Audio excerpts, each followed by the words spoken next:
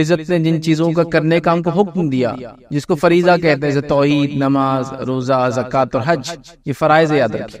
تو ان فرائض کو چھوڑنے میں بھی لوگ جو ہے بہانے تلاش کرتے ہیں، ایکسکیوزز ڈھونڈتے ہیں یا پھر باتوں کو ٹالتے ہیں۔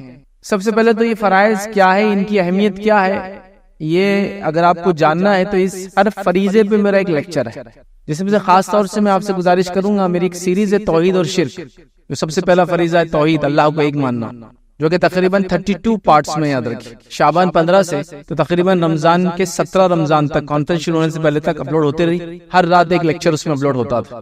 آپ ضرور اس سیریز کو دیکھیں، جس سے مکمل طور سے میں نے توحید کو ڈسکرائب کیا۔ نماز کو اگر لے لیں تو نماز کے فرائض، نماز کی اہمیت، اس پہ بھی میرا آلریڈی ٹاپک ہے، نماز کی اہمیت کیا ہے، ان ٹاپکس کو آپ دیکھ لیں۔ تو ہر ٹاپک جو میں یہاں لوں گا یا جو بات رکھوں گا فرائض چھوڑنے کے بہانے، اس پہ آلریڈی ایک تفصیلی لیکچر یا کہیں کے لیکچرز میرے آلریڈی ریکارڈڈ ہے، یاد رکھیے اس موضوع پر۔ لیکن آج پھر سے ایک بہت مختصر سا، سب چاہ رہے تھے کہ ریپیٹیشن ہو جائے، سارے فرائض اور ساری باتیں ان کی اہمیت کے ساتھ ایک بنڈل بن کر آ جائے، تاکہ ایک اس میں کچھ نہ کچھ ایک گھنٹے کے اندر ہم باتوں کو سمجھنے لگے۔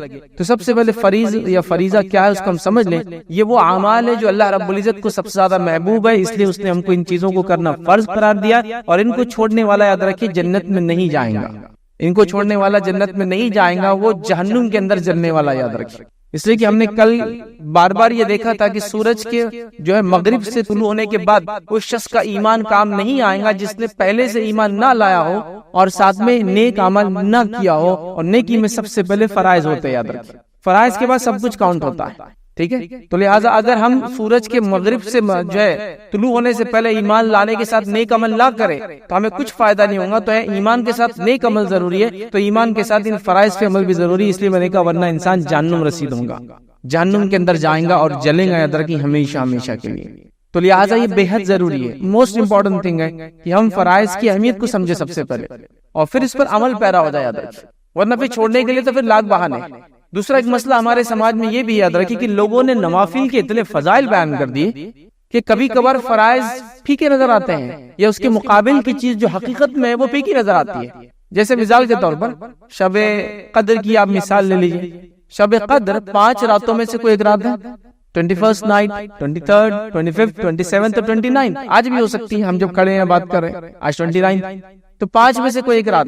اس کی فضیلت کیا ہے؟ قرآن نے کئی ہزار مہینوں سے افضل ہے، ہزار مہینے اپروکسیمیٹلی کہہ رہا ہوں، 83 سمتنگ منتھس ہوتے، 83 ایئرس سمتنگ منتھ، میں 80 ایئرس پکڑ رہا ہوں، ایک موٹا 80 سال سے زائد کا اجر ہے۔ لیکن کوئی اگر آپ یہ کہے کہ اس کے علاوہ ایک رات اس میں 120 سال کا ثواب ملے گا، یہ 5 جاگ کر 80 سال ہے، وہ ایک جاگ لو تو 120 کا، تو پھر کیوں کوئی 5 جاگے گا پھر؟ جبکہ اس رات کی فضیلت ثابت نہیں ہے، کسی نے یہ کہتے کہ 15 شعبان کی رات جو جاگے اس دن کا روزہ رکھ لے اس کے بعد تو 120 سال کا ثواب۔ تو بتائیے قرآن کہہ رہا ہے کہ قدر کا جو ثواب ہے 80 سال ہے، آپ اس کے مقابلے میں ایک روایت جو کہ صحیح بھی نہیں ہے وہ لا رہے 120 کی، تو پھر فرائض کی یا اہم امپورٹنٹ چیزوں کی اہمیت کم ہوتی جاتی ہے اور دیگر چیزوں کی اہمیت بڑھنا شروع ہو جاتی ہے۔ تو یہ ہمارے پاس مسئلہ ہے کہ لوگوں نے کیا کر دیا، جس نے جمعہ کی نماز پڑھ لی، جمعہ کی نماز کی بار 80 بار درود پڑھ لیا، اس کے 80 سال کے گناہ معاف۔ اب 80 سال کے گناہ معاف تو نماز پڑھنے کی ضرورت ہی کہاں باقی رہی؟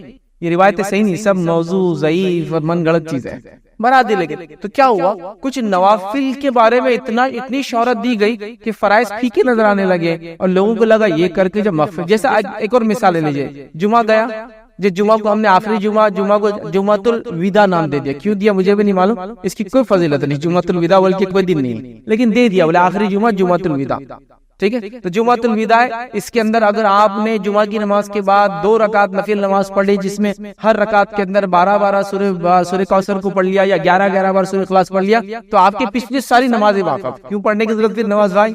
بس جمعۃ الوداع کا انتظار کرو، 2 رکعت جمعہ کی بعد پڑھ لو اور سارے کر لو۔ یا جس نے کیا مناتے ہیں، شب معراج منائی جاتی ہے، یاد رکھیں اس کی تو کوئی سند ہی نہیں، ثابت ہی چیز نہیں، یاد رکھیں۔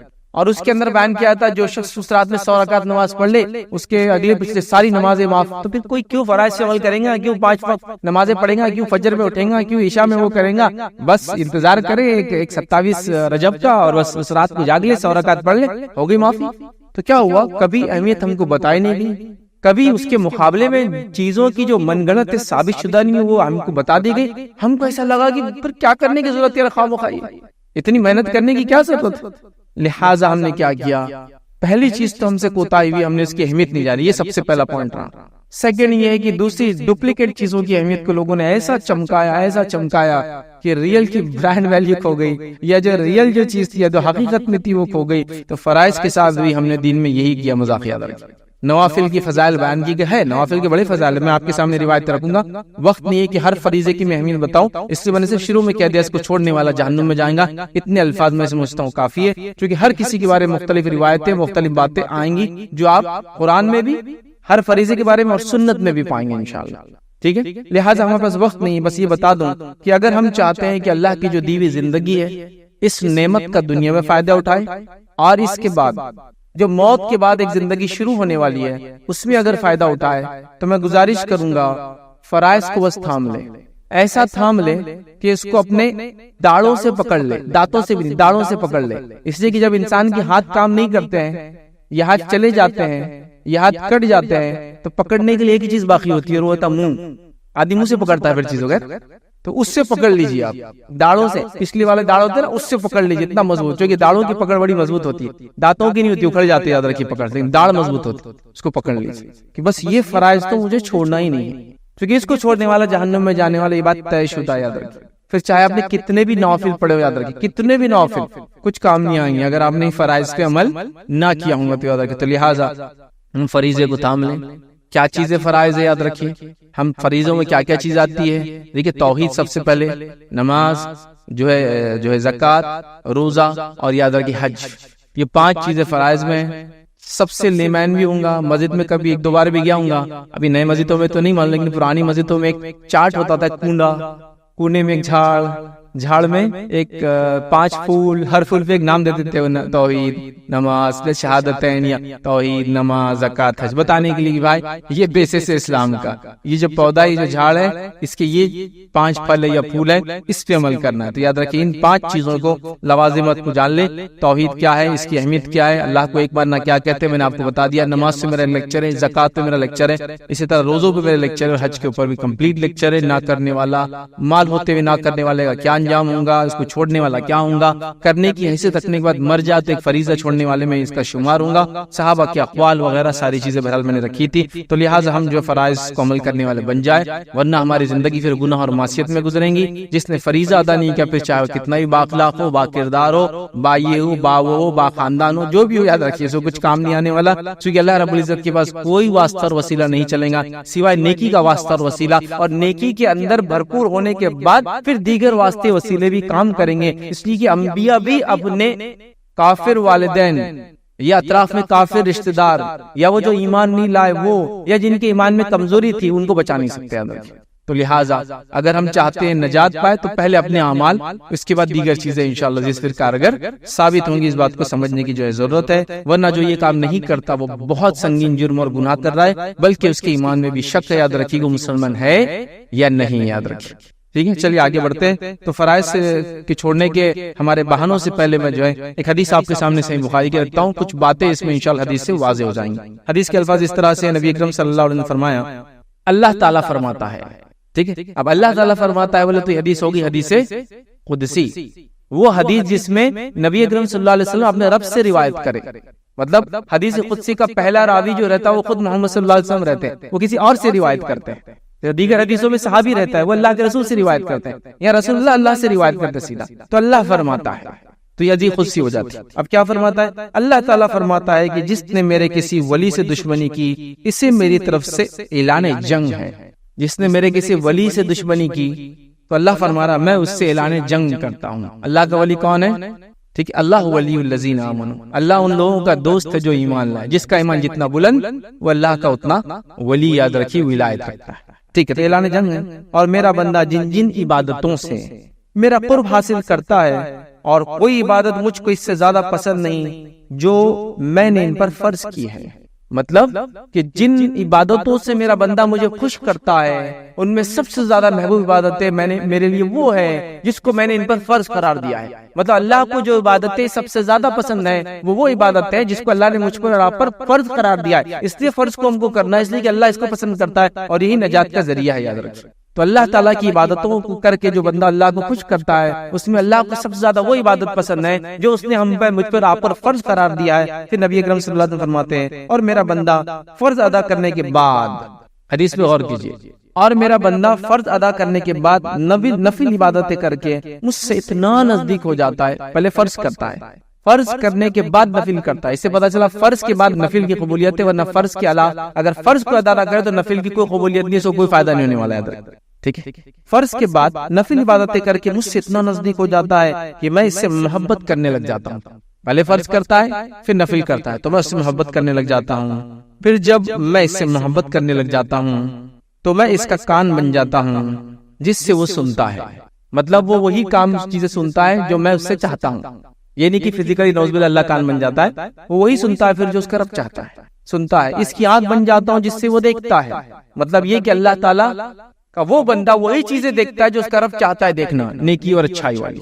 پھر فرمایا کہا اور جس سے وہ دیکھتا ہے. اس کا ہاتھ بن جاتا ہوں جس سے وہ پکڑتا ہے. مطلب پھر وہ ایسے کام کرتا ہے اپنے ہاتھوں سے جو نیکی والے کام ہوں. اس کا پاؤں بن جاتا ہوں جس سے وہ چلتا ہے. مطلب اس کام کی طرف بندہ چلتا ہے جس کو اللہ پسند کرتا ہے. ٹھیک ہے, جو ہے جس سے وہ چلتا ہے اور وہ مجھ سے مانگتا ہے تو میں اسے دیتا ہوں. پہلے فرائض سے عمل کرتا ہے, پھر نوافل پہ عمل کرتا ہے, پھر وہ مجھ سے مانگتا ہے تو میں اس کو دیتا ہوں. اور شروعات کیسی ہوئی؟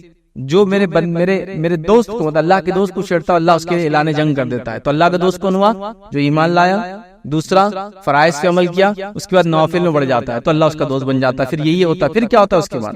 ٹھیک ہے, دیتا ہوں. اگر وہ آپ سے فرماتے پھر اگر وہ مجھ سے مانگتا ہے تو میں اسے دیتا ہوں. تو اللہ سے مانگنے کا طریقہ کیا ہے؟ فرض پہ عمل کرنا, پھر نوافل میں اضافہ کرنا, پھر دیکھو اللہ کیسے دیتا ہے. ہم لوگ کچھ نہیں کر کے اللہ سے مانگنا جانتے ہیں. پھر اللہ فرماتا ہے اور کہتا ہے اسے دیتا ہوں. وہ اگر کسی دشمن یا شیطان سے میری پناہ مانگتا ہے تو میں اسے محفوظ رکھ دیتا ہوں. پھر اگر وہ میرے دشمن سے پناہ مانگتا ہے شیطان سے, میں اس کو محفوظ کر دیتا ہوں. اور میں جو کام کرنا چاہتا ہوں اس میں مجھے اتنا تردد نہیں ہوتا جتنا کہ مجھے اپنے مومن بندے کی جان نکالنے میں ہوتا ہے. جو بھی کام اللہ تعالیٰ فرماتا میں کرتا ہوں مجھے زیادہ رد مجھے اچھا نہیں لگتا سوائے اس کام کے کہ جب میں اس نیک بندے کی جان لے لیتا ہوں, اس کی روح نکالتا ہوں. تو پھر فرماتے ہیں اللہ کے رسول وہ تو موت کو بوجھا تکلیف جسمانی کے پسند نہیں کرتا, کیونکہ وہ موت جب آتی ہے تو انسان کو بڑی تکلیف ہوتی ہے تو اس لیے پسند نہیں کرتا, اور مجھ کو بھی اسے تکلیف دینا اچھا نہیں لگتا. تو اللہ تعالیٰ کو موت کی تکلیف بھی اپنے مومن بندے کو دینا اچھا نہیں لگتا ہے. مطلب جن چیزوں کو اللہ پسند نہیں کرتا ان میں سے ایک ہے کہ اپنے مومن بندے کی جان لے. ٹھیک ہے, اس لیے کہ اس کو تکلیف ہوں گی اور اللہ نہیں چاہتا کہ اس کو تکلیف ہو, کیونکہ موت کی تکلیف دنیا کی تمام تکلیفوں پہ بھاری یاد رکھتی. اس وجہ سے اس کے بارے میں تذکرہ کیا جانا. دنیا میں جو بھی تکلیف ہوں گی وہ سب ایک طرف, موت کی تکلیف ایک طرف ہے یاد رکھیں. اور موت کی تکلیف کے مقابلے آخرت کی تکلیف وہ بالکل ہی ایک طرف, وہ اس کچھ بھی نہیں اس کے سامنے موت کی تکلیف.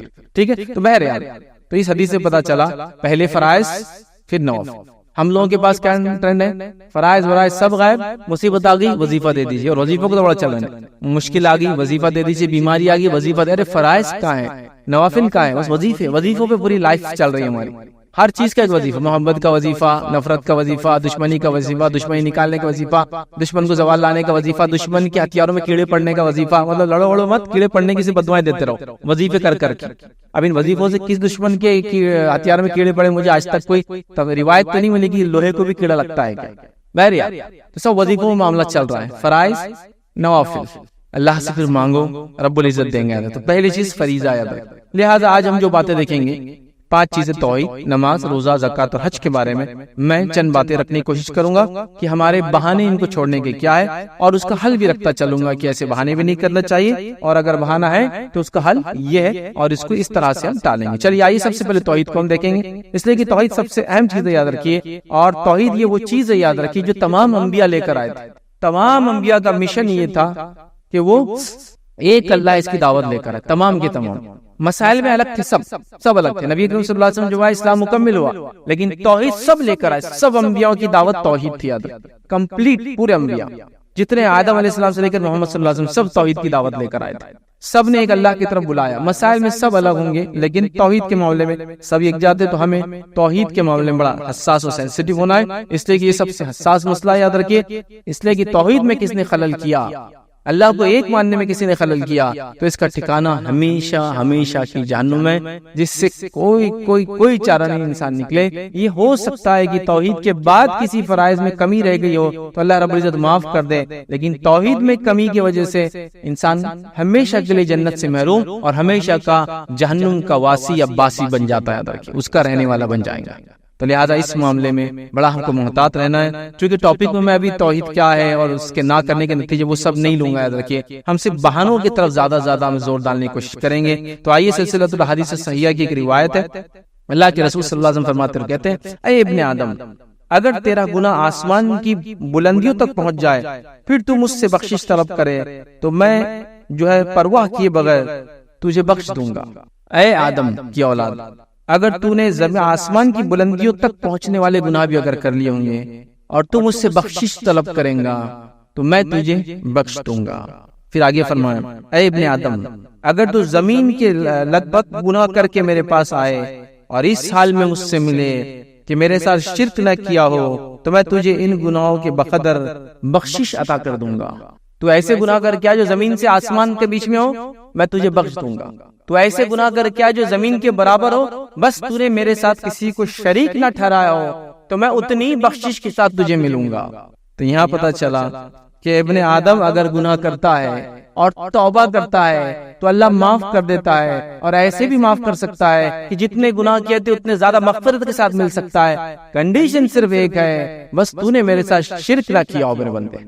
تو شرک کر کے نہ آیا ہو تو میری بخشش پا لیں گے. تو یہ دیکھیں شرک کی وجہ سے انسان بخشش سے محروم رہ جائیں گا. شرک کی وجہ سے اس نے گناہ کیے ہوں گے تو ان گناہوں کی پھر سزا بھگتیں گا. اگر شرک نہ کیا ہوں گا اور گناہ کیا ہوں گا، اللہ سے توبہ کریں گا، اللہ معاف کریں گا. اور توبہ نہیں بھی کریں گا تو قیامت کے دن جہنم کی آگ میں جائیں گا، جل کر نکل کے آئیں گا، اللہ اس کے ذریعے معاف کریں گا. لیکن اگر توحید میں خلل ہوں گا تو نہ دنیا میں نجات ملیں گی نہ آخرت میں کبھی آگ سے نجات ملیں گی، چاہے وہ کتنے دن جلے، اس کی نجات نہیں. پھر یاد رکھیں، تو لہٰذا اللہ تعالیٰ مغفرت کے ساتھ ملیں گا بندے سے، معاف کریں گا بندے کو. کنڈیشن ہے اس نے شرک نہ کیا ہو. شرک کا معنی یہ اللہ کے ساتھ کسی کو شریک کرنا. توحید کا معنی اللہ کو ایک جاننا، ایک ماننا اس کی عبادت میں، اس کے اسماء الحسنی، اس کے نام اور صفات کے اندر، اور اس کے رب ہونے میں.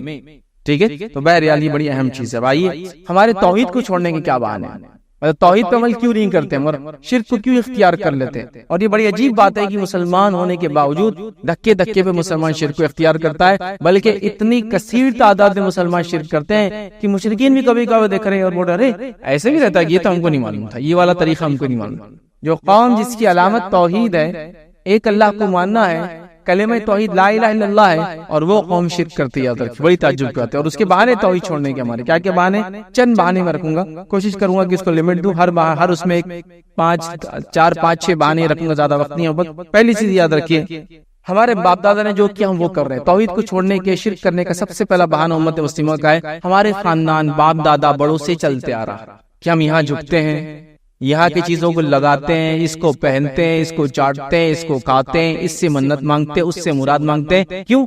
بڑوں کو ہم نہیں کرتے پائے. تو پہلا ہمارا بہانہ جو شرک کرنے کا اور توحید کے خلاف ہے وہ یہ کہ باپ دادا نے جو کیا ویسے ہی ہم کرتے ہیں. کیا وہ غلط تھے؟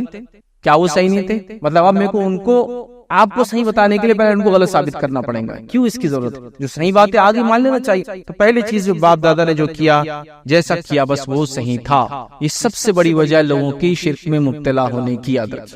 اور عجیب و غریب قسم کے شرک، عجیب و غریب قسم کے عقائد یاد رکھے اس کے پیچھے. اور میں بار بار اپنے تقریروں میں کہتا ہوں یاد رکھیے، کسی انسان کی تعلیم اس کو اونچا نہیں کرتی. یاد رکھیے اس کی بلیف، اس کا عقیدہ اس کو اونچا کرتا ہے. اور عقیدے کے ساتھ تعلیم ہو تو پھر اور اونچا کر دیتا ہے. لیکن اگر عقیدہ نہ ہو، تعلیم کتنی بھی ہو. دیکھیے ایک واقعہ سناتا ہوں. ایک صاحب مجھے بیان کرنے لگے کہ ہمارا بچہ پہلے انجینئرنگ میں اچھا نہیں پڑھتا تھا. میں نے کہا اچھا نہیں پڑھتا تھا. پھر تو بولے ہم کو کسی نے بتایا کہ کسی کے در پر جا کر اگر انسان گھٹنوں کے بل چل کے جائے اور ہاتھوں کے بل پھر وہاں رہے، پھر وہاں شکر پھینکی جاتی ہے، اگر وہ شکر کو ڈائریکٹ زبان سے چاٹ لے تو اس کا ذہن بڑھ جاتا ہے. پھر ہم نے اس کو انجینئرنگ فرسٹ ایئر میں تو تھوڑا کمزور گیا، سیکنڈ ایئر میں یہ کرا کے لالی، تھرڈ ایئر سے بہت آگے بڑھ گیا. مطلب ایک انسان جانور جیسی حرکت کرے پہلے، پھر زمین پہ سے ڈائریکٹ زبان سے کھایا لگے، اس کو اللہ تعالیٰ نے ہاتھ دیے ہیں، نتیجتاً پھر وہ پاس ہو جاتا ہے. مطلب کس بنیاد پر اس کا آئی کیو کیسا بڑھتا ہے شکر کھانے سے ہاتھ پر؟ مجھے وہ سمجھ میں نہیں آ رہا. مطلب لاجیکل یہ ہے کیسے ہوتا ہے کہ عقل بڑھ جاتی ہے. کوئی نیورولوجسٹ ہی بتا دے، کوئی دماغ کو ماہر بتا دے کہ ہاں ایسا جھک کے شکر کھانے سے بڑھ جاتی ہے، تو ہم اپنے گھروں کو کھا لیں گے ویسا. تو نہیں بولے اس سے بڑھ جاتی ہے. تو پتا چلا کر تو رہا ہے کورس انجینئرنگ کا، لیکن اس کا عقیدہ اتنا بودا اور کمزور ہے، وہ سمجھتا ہے کہ کسی کے در پر جا کر شکر چاٹنے سے اس کے عقل میں اضافہ، اس کے رینک میں اضافہ، اس کے علم میں اضافہ. تو گیا اس تعلیم نے تو اس کو اور ہلکا انسان بنا دیا. عقیدہ اصل ہوتا ہے. جب ایک مومن کو بتایا کہ اللہ کی ذات کے علاوہ کوئی کچھ نہیں کر سکتا، تو یہ بڑی اہم چیز ہے. یاد جو کہتے ہیں کہ ہمارے بڑوں نے فلاں کیا وہ غلط تھے کیا، ہم نے ان سے فلاں مانگا وہ مل گیا کیا. میں کچھ چند باتیں آپ کو کہہ سکتا ہوں، اگر کبھی آپ کوشش کریں اس کو. جیسے ایک انسان ہے کتنی کوشش کر رہا ہے کہ اپنے رنگ کو بدلے، کوئی ایسی منت مانگ کے دکھائے نا کہ پہلے میں کالا تھا اب گورا ہو گیا، اور وہ پوری ہوئی. بتائے نا کبھی کر ایسی بھی کیجیے نا. ایسا کوئی کرے گا ہم فلاں گئے تو اولاد مل گئی، یہاں لڑکا مل گیا، وہاں فلاں ہو گیا، یا بیماری چلے گئی، تو ایسی بھی کبھی کوئی منت مانگیے، یا کوئی افریقی آدمی سے منت اس کو مانگنے لگائیے کہ تو ایسی منت مانگی تو امریکی بن جائے، گورا ہو جائے. ہوتا ہے کہ دیکھیے آپ. تو آپ کو سوچیے کیا کر رہے ہیں ہم لوگ. مطلب اللہ تعالیٰ ہی ہے جو عطا کرنے والا، یاد رکھیے. لیکن وہ پھر کیا کرتا ہے، جب ہم عقیدے کو چینج کر لیتے ہیں، ایسے طریقوں سے پھر دیتا ہے، ایسی جگہوں پہ جھکا جھکا کر دیتا ہے، پھر انسان جو ہے جہنم کا ساتھی بن جاتا ہے. تو پہلی چیز یاد رکھیے، توحید کے خلاف عمل کرنا. ہمارے بڑوں نے کیا اس لیے ہم کرتے. دوسرا بہانہ یاد رکھیے، شہید زندہ اس لیے ہم ان کو پکارتے ہیں. توحید کی جب بات ہوتی ہے، اللہ کے علاوہ کسی کو نہ پکارنے کی بات ہوتی ہے، اللہ کے علاوہ کسی اور سے منت مراد نہ مانگنے کی بات ہوتی ہے، وہ کہتے ہیں شہید ہے، شہید زندہ ہے. ٹھیک ہے شہید زندہ ہے ہم بھی مانتے ہیں، لیکن شہید زندہ ہے یہ اس کی دلیل ہے کہ ان سے مانگا جا سکتا ہے. سوال یہ شہید زندہ مان لیا ہم نے، لیکن کیا یہ اس کی دلیل ہے کہ جو زندہ ہے اس سے مانگا جا سکتا ہے؟ تو غیر اللہ سے مانگنے کی دلیل ہی دی جاتی ہے کہ شہید ہے تو زندہ ہے، زندہ ہے تو مانگا جا سکتا ہے. یہ بے بنیاد دلیل ہے. یاد رکھیں نبی اکرم صلی اللہ علیہ وسلم کے زمانے میں بھی لوگ شہید ہوئے، صحابہ میں بھی لوگ شہید ہوئے، تابعین تبع تابعین میں بھی شہید ہوئے. ان میں سے کس نے کس شہید سے مانگا مجھے بتائیے؟ یا ان میں سے کس نے یہ سوچا کہ اس طرح سے کرنا صحیح ہے کہ ہم شہداء سے مانگیں کہ تمہاری منت مرادی پوری جائیں؟ حالانکہ ہم اللہ سے ہی مانگتے ہیں، لیکن یہ ہمارے لیے ذریعہ ہے. تو سوال یہ ایسا ذریعہ کس نے تلاش کیا؟ نبی اکرم صلی اللہ علیہ وسلم نے کب بتایا؟ صحابہ نے کبھی ذریعہ تلاش کیا؟ تابعین میں سے کتنے لوگوں نے کیا؟ جن اماموں کو ماننے کا دعویٰ کرتے ہیں ان اماموں میں سے امام ابو حنیفہ نے ایک باب باندھا کہ یہ شہیدوں سے مانگنے کا طریقہ، اس کے مسائل بتائیے مجھے کوئی باب پورے فقہ کے اندر نہیں ملیں گا آپ. تو لہٰذا شہید زندہ ہے تو ہم ان سے مانگتے ہیں. تو یہ کوئی دلیل نہیں شہید زندہ ہے تو ان سے مانگنا، اس لیے کہ شہداء کی زندگی ایک مختلف قسم کی زندگی ہے، وہ ہم سمجھ نہیں سکتے. وہ ہم سمجھ زندہ ہے لیکن کیسے ہم نہیں جانتے. یاد رکھیں تو لہٰذا مانگنا دوسرے. اسی طرح وسیلہ لگاتے ہیں مگر مانگتے اللہ سے ہی ہے. یہ بھی ایک تیسرا بہانہ غیر اللہ سے مانگنے کا، توحید کے خلاف کام کرنے کا. وہ یہ وسیلہ لگاتے ہیں مگر مانگتے تو اللہ سے ہی ہے. وسیلہ لگاتے لیکن مانگتے اللہ سے. آپ کو پتا ہے مشرکین مکہ کا شرک کیا تھا؟ مشرکین مکہ کیسے شرک کرتے تھے اللہ کے ساتھ؟ جب ان سے کہا جاتا ہے کہ یہ تم بتوں کے لیے ساتھ جو کرتے ہو یہ کیا ہے، تو مشرکین مکہ جواب دیتے ما نعبدہم الا لیقربونا الی اللہ زلفی، ہم ان کی عبادت نہیں کرتے لیکن یہ جو کچھ کرتے ہیں ان کے سامنے اس لیے کرتے ہیں لیقربونا الی اللہ زلفی، تاکہ اللہ سے ہم کو قریب کر دے. اس مقصد سے ہم کرتے ہیں. جو بھی وہ کرتے تھے اس زمانے میں ان کے پاس 360 الگ الگ ڈیز کے اعتبار سے بت تھے جن کے سامنے جو کچھ بھی کرتے تھے، لکڑی کے، مٹی کے، پتھر کے، اس کے جو بھی تھے وہ کرتے تھے. جب ان سے کہا گیا یہ کیوں کرتے ہو تو انہوں نے کہا ان کی عبادت نہیں کرتے ہیں لیکن صرف اس لیے کرتے ہیں کہ اللہ سے قریب کر دیں. تو مشرکین مکہ بھی یہی کہہ رہے تھے. اور وہ جو بت تھے وہ نیک لوگوں کے نام سے جو اس سے پہلے کی امتوں میں گزرے تھے ان کے نام سے بنا رکھے تھے، تو وہ ان کے ذریعے مانگتے تھے. یہ کہتے تھے کہ عبادت نہیں کر رہے ہیں، ہم ان کو ذریعہ بنا رہے ہیں اللہ سے نزدیک ہونے کا. یہ بات تو ہم بھی کر رہے تھے، جو بات وہ بھی کر رہے تھے. پھر ان کو اللہ نے مشرک قرار دیا تو ہم مومن کیسے ہوئے؟ یہ سمجھنے کی ضرورت ہے. یاد رکھیے اس لیے کہ یاد رکھیے اگر اللہ سے تعلق برابر نہ ہوا نا تو پھر دنیا کے اندر عزت والی زندگی ایک مومن نہیں جی سکتا. یاد رکھو کیونکہ پھر کوئی فرق نہیں ہے دیگر اقوام میں اور ہم میں.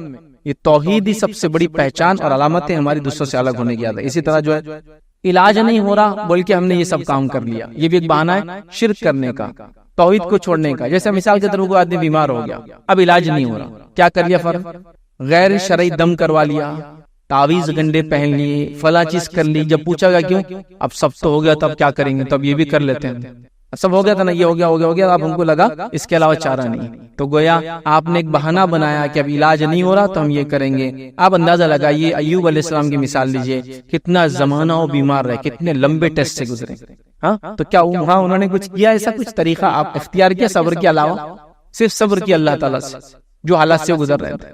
تو ہمیں صبر کرنا یاد رکھیں، نہ کہ اس طرح کے تعویذ گنڈے اور یہ اور شرکیہ بہرحال کام کرنا ہے. تو علاج نہیں ہو رہا تھا بول کے ہم نے شرک کر لیا. اسی طرح ایک بہانہ یاد رکھیے، اللہ بہت سخت ہے اس لیے ہم اس کی عبادت نہیں کرتے. یہ بات بھی آپ لوگوں سے سنیں گے، اللہ بہت سخت ہے اس لیے عبادت نہیں کرتے. ہم نے اللہ کو چھوڑ دیا اور دیگر سے ہم مانگتے جو کہ اللہ کے آلریڈی قریب ہے. کیونکہ اللہ ہماری تو نہیں ماننے والا تو ہم دیگر کو مانیں گے. اللہ سخت ہے اس معاملے میں، اس کے اپنے اصول ہے. لیکن وہ لوگ جو اللہ کو راضی کر چکے اگر ہم ان کے پیچھے لگ جائے تو وہ اللہ جیسے وہ چل جائیں گے جنت میں، ہم پیچھے چل جائیں گے. اس کو بولتے ہیں وہ کیا ٹرین کا انجن چلائے گا تو ڈبے پیچھے کچھ چلے جاتے ہیں. تو لہٰذا ہم ویسا کچھ کرنا چاہتے ہیں تو کسی کے ہاتھ پہ بیعت ہو جاتے ہیں، اس کے پیچھے لگ جاتے ہیں اور کہتے ہیں اب جہاں یہ جائیں گے وہاں ہم جانے والے، لہٰذا عبادتیں وغیرہ سب چھوڑ دیتے، نماز نہیں، روزہ نہیں، زکوٰۃ نہیں، حج نہیں، کیوں؟ تو اب یہ لے جانے والے ہم کو جنت۔ تو لہٰذا یہ وہ کہ اللہ تعالیٰ سخت ہے، عبادتیں کرنا ہمارے لیے مشکل ہے، تو آسان راستہ یہ کہ ہم کسی اور کے پیچھے پڑ جائیں گے، ان کے نتیجے میں ان کے وسیلے سے ہم بھی جنت میں چلے جائیں گے۔ تو یہ توحید چھوڑنے کا یاد رکھیے بہانہ۔ اسی طرح جو ہے تقدیر میں لکھا ہے ہمارے شرک اور کفر، تو ہم کیا کریں گے؟ دیکھو اگر اللہ نہیں چاہتا تو کیا ہم یہ کر سکتے تھے کیا؟ یہ تو وہی بہانہ ہے جو مشرکین مکہ نے اللہ کے رسول صلی اللہ علیہ وسلم سے کہا تھا، اور قرآن نے اس کو ریپیٹ بھی کیا کہ اگر اللہ چاہتا تو ہم لوگ شرک کرتے ہی نہیں تھے۔ یہ مشرکین مکہ کی دلیل ہے۔ نہیں آپ اتنا کہہ رہے ہیں محمد صلی اللہ علیہ وسلم سب ہے، تو اللہ چاہتا تو ہم شرک نہ کرتے۔ دیکھیے اللہ تعالیٰ تو چاہتا ہے کہ انسانیت یا انسان اور جن شرک نہ کرے، اسی لیے تو انبیاء کو بھیجا، کتابوں کو بھیجا، رسولوں کو بھیجا، ہدایت کو بھیجا تاکہ لوگ اس سے بچے شرک سے۔ بہرحال تو یہ بھی ایک بڑا بہانہ ہے کہ ہماری تقدیر میں ہم شرک کرنا، تو برا پھر ہم کیا کریں گے؟ ہوں گا ہی نہ پھر تو تقدیر میں ہے تو، اور یہ تقدیر کا معاملہ تو ہر عبادت پہ یاد رکھیے، ایسی لوگوں کے بہانے تقدیر میں نہیں یار نماز پڑھنا میرے تو کہاں سے پڑھوں گا، تقدیر میں نہیں روزہ رکھنا تو کہاں سے رکھوں گا، یہ تو ایک عجیب غریب چیز ہے، یاد رکھیے ٹھیک ہے۔ تو لہٰذا یہ چند بہانے تھے جو ہم اللہ کی توحید میں خلل کرنے یا بہانے تلاش کرتے۔ آئیے دوسرا بہانہ جو دوسری عبادت ہے، دوسرا فرائض ہے جس کے اندر ہم بہانے تلاش کرتے فرض کو چھوڑنے کے، وہ ہے نماز۔ اب نماز کی کیا اہمیت ہے؟ نبی اکرم صلی اللہ علیہ وسلم فرماتے کہتے ہیں، ایک حدیث رکھو آپ کو، بے شک بندے اور شرک اور کفر کے درمیان فرق نماز کا چھوڑنا ہے۔ بے شک بندے اور شرک کفر کے درمیان جو چیز یاد رکھیے وہ نماز کا چھوڑنا ہے۔ مطلب ایک انسان اگر نماز پڑھتا ہے تو پھر وہ کافر اور مشرک نہیں ہے، اور اگر نماز نہیں پڑھتا تو کافر اور مشرک ہو جاتا ہے۔ یہ بندے کے بیچ میں فرق ہے، تو ہمیں کیا کرنا چاہیے؟ نماز پڑھنا چاہیے۔ نفاق اور ایمان والے کے بیچ میں فرق نماز ہے، کافر اور مومن کے بیچ کا فرق نماز ہے، یاد رکھیں۔ شرک اور کفر کے بیچ اور ایمان والے کے بیچ کا فرق نماز ہے، یاد رکھیں۔ تو نماز سب سے اہم چیز ہے۔ آج ہم نماز کو بھی دھڑلے سے چھوڑ رہے ہیں، یاد رکھیں۔ اتنے کثرت سے چھوڑی جاتی ہے، اور کتنی چھوڑی جاتی ہے میرے کو بتانے کی جو ضرورت نہیں ہے، میں خالی آپ کو ایک اندازہ بتاؤں گا۔ رمضان جب شروع ہوتا ہے اس کے ابتدائی 4-5 دن، اس سے زیادہ اس کو بھی کاؤنٹ مت کیجیے، ابھی رمضان کا مہینہ چل رہا ہے، اس کے ابتدائی 4-5 دن میں ایک بڑی تعداد مسلمانوں کی نماز پڑھتی، پوری نہیں پڑھتی، لیکن تب بھی یاد رکھیں بڑی تعداد، پوری نہیں، کسی بھی حال میں پوری نہیں، بڑی تعداد۔ وہ بڑی تعداد جب پڑھتی ہے تو محلے کی کوئی مسجد پڑتی نہیں ہے، پڑھ رہی ہے کہ بتائیے آپ؟ لوگ بول رہے ہیں محلے کی مسجد کو ایک چھت ڈالنا پڑے گا، لیکن وہ صرف ایک مہینے کے لیے، اس کے ایک مہینے کے بھی 5 دن، پھر وہ 27 کی رات، اس کے علاوہ 6-7 دن کے علاوہ اس کا کوئی استعمال نہیں۔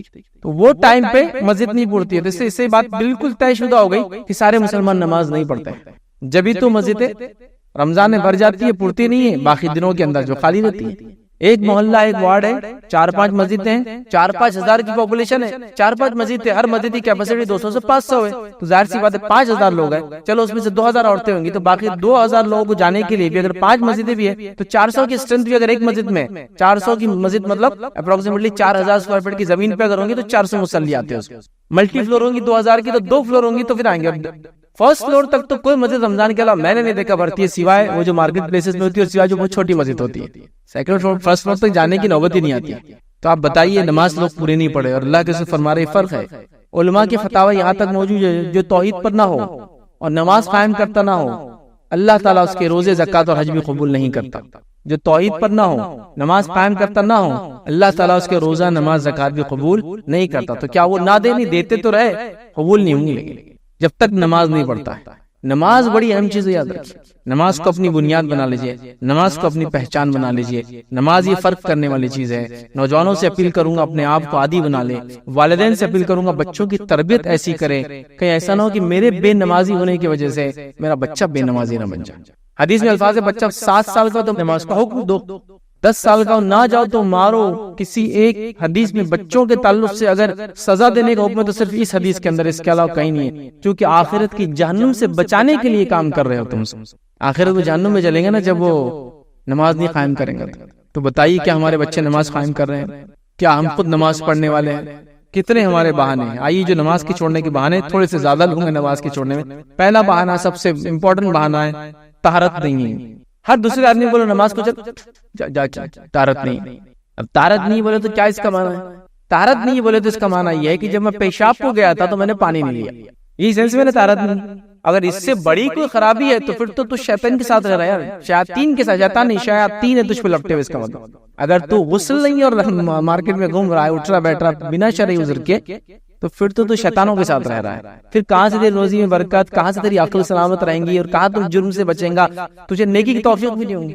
لیکن یہ طہارت سے مراد وہ رہتی جو جس کو کہیں گے مائنر امپیورٹی بولیں گے کہ بس اس نے پیشاب ہو گیا تو پانی نہیں ملا. اب سوال یہ پیشاب ہو گیا تو پانی کیوں نہیں لیا تو نے؟ اگر تو یہ نہیں کر سکتا تو انسان اور جانور کا فرق کیا ہے پھر؟ کہیں گیا زب کھلا کھڑا ہو گیا.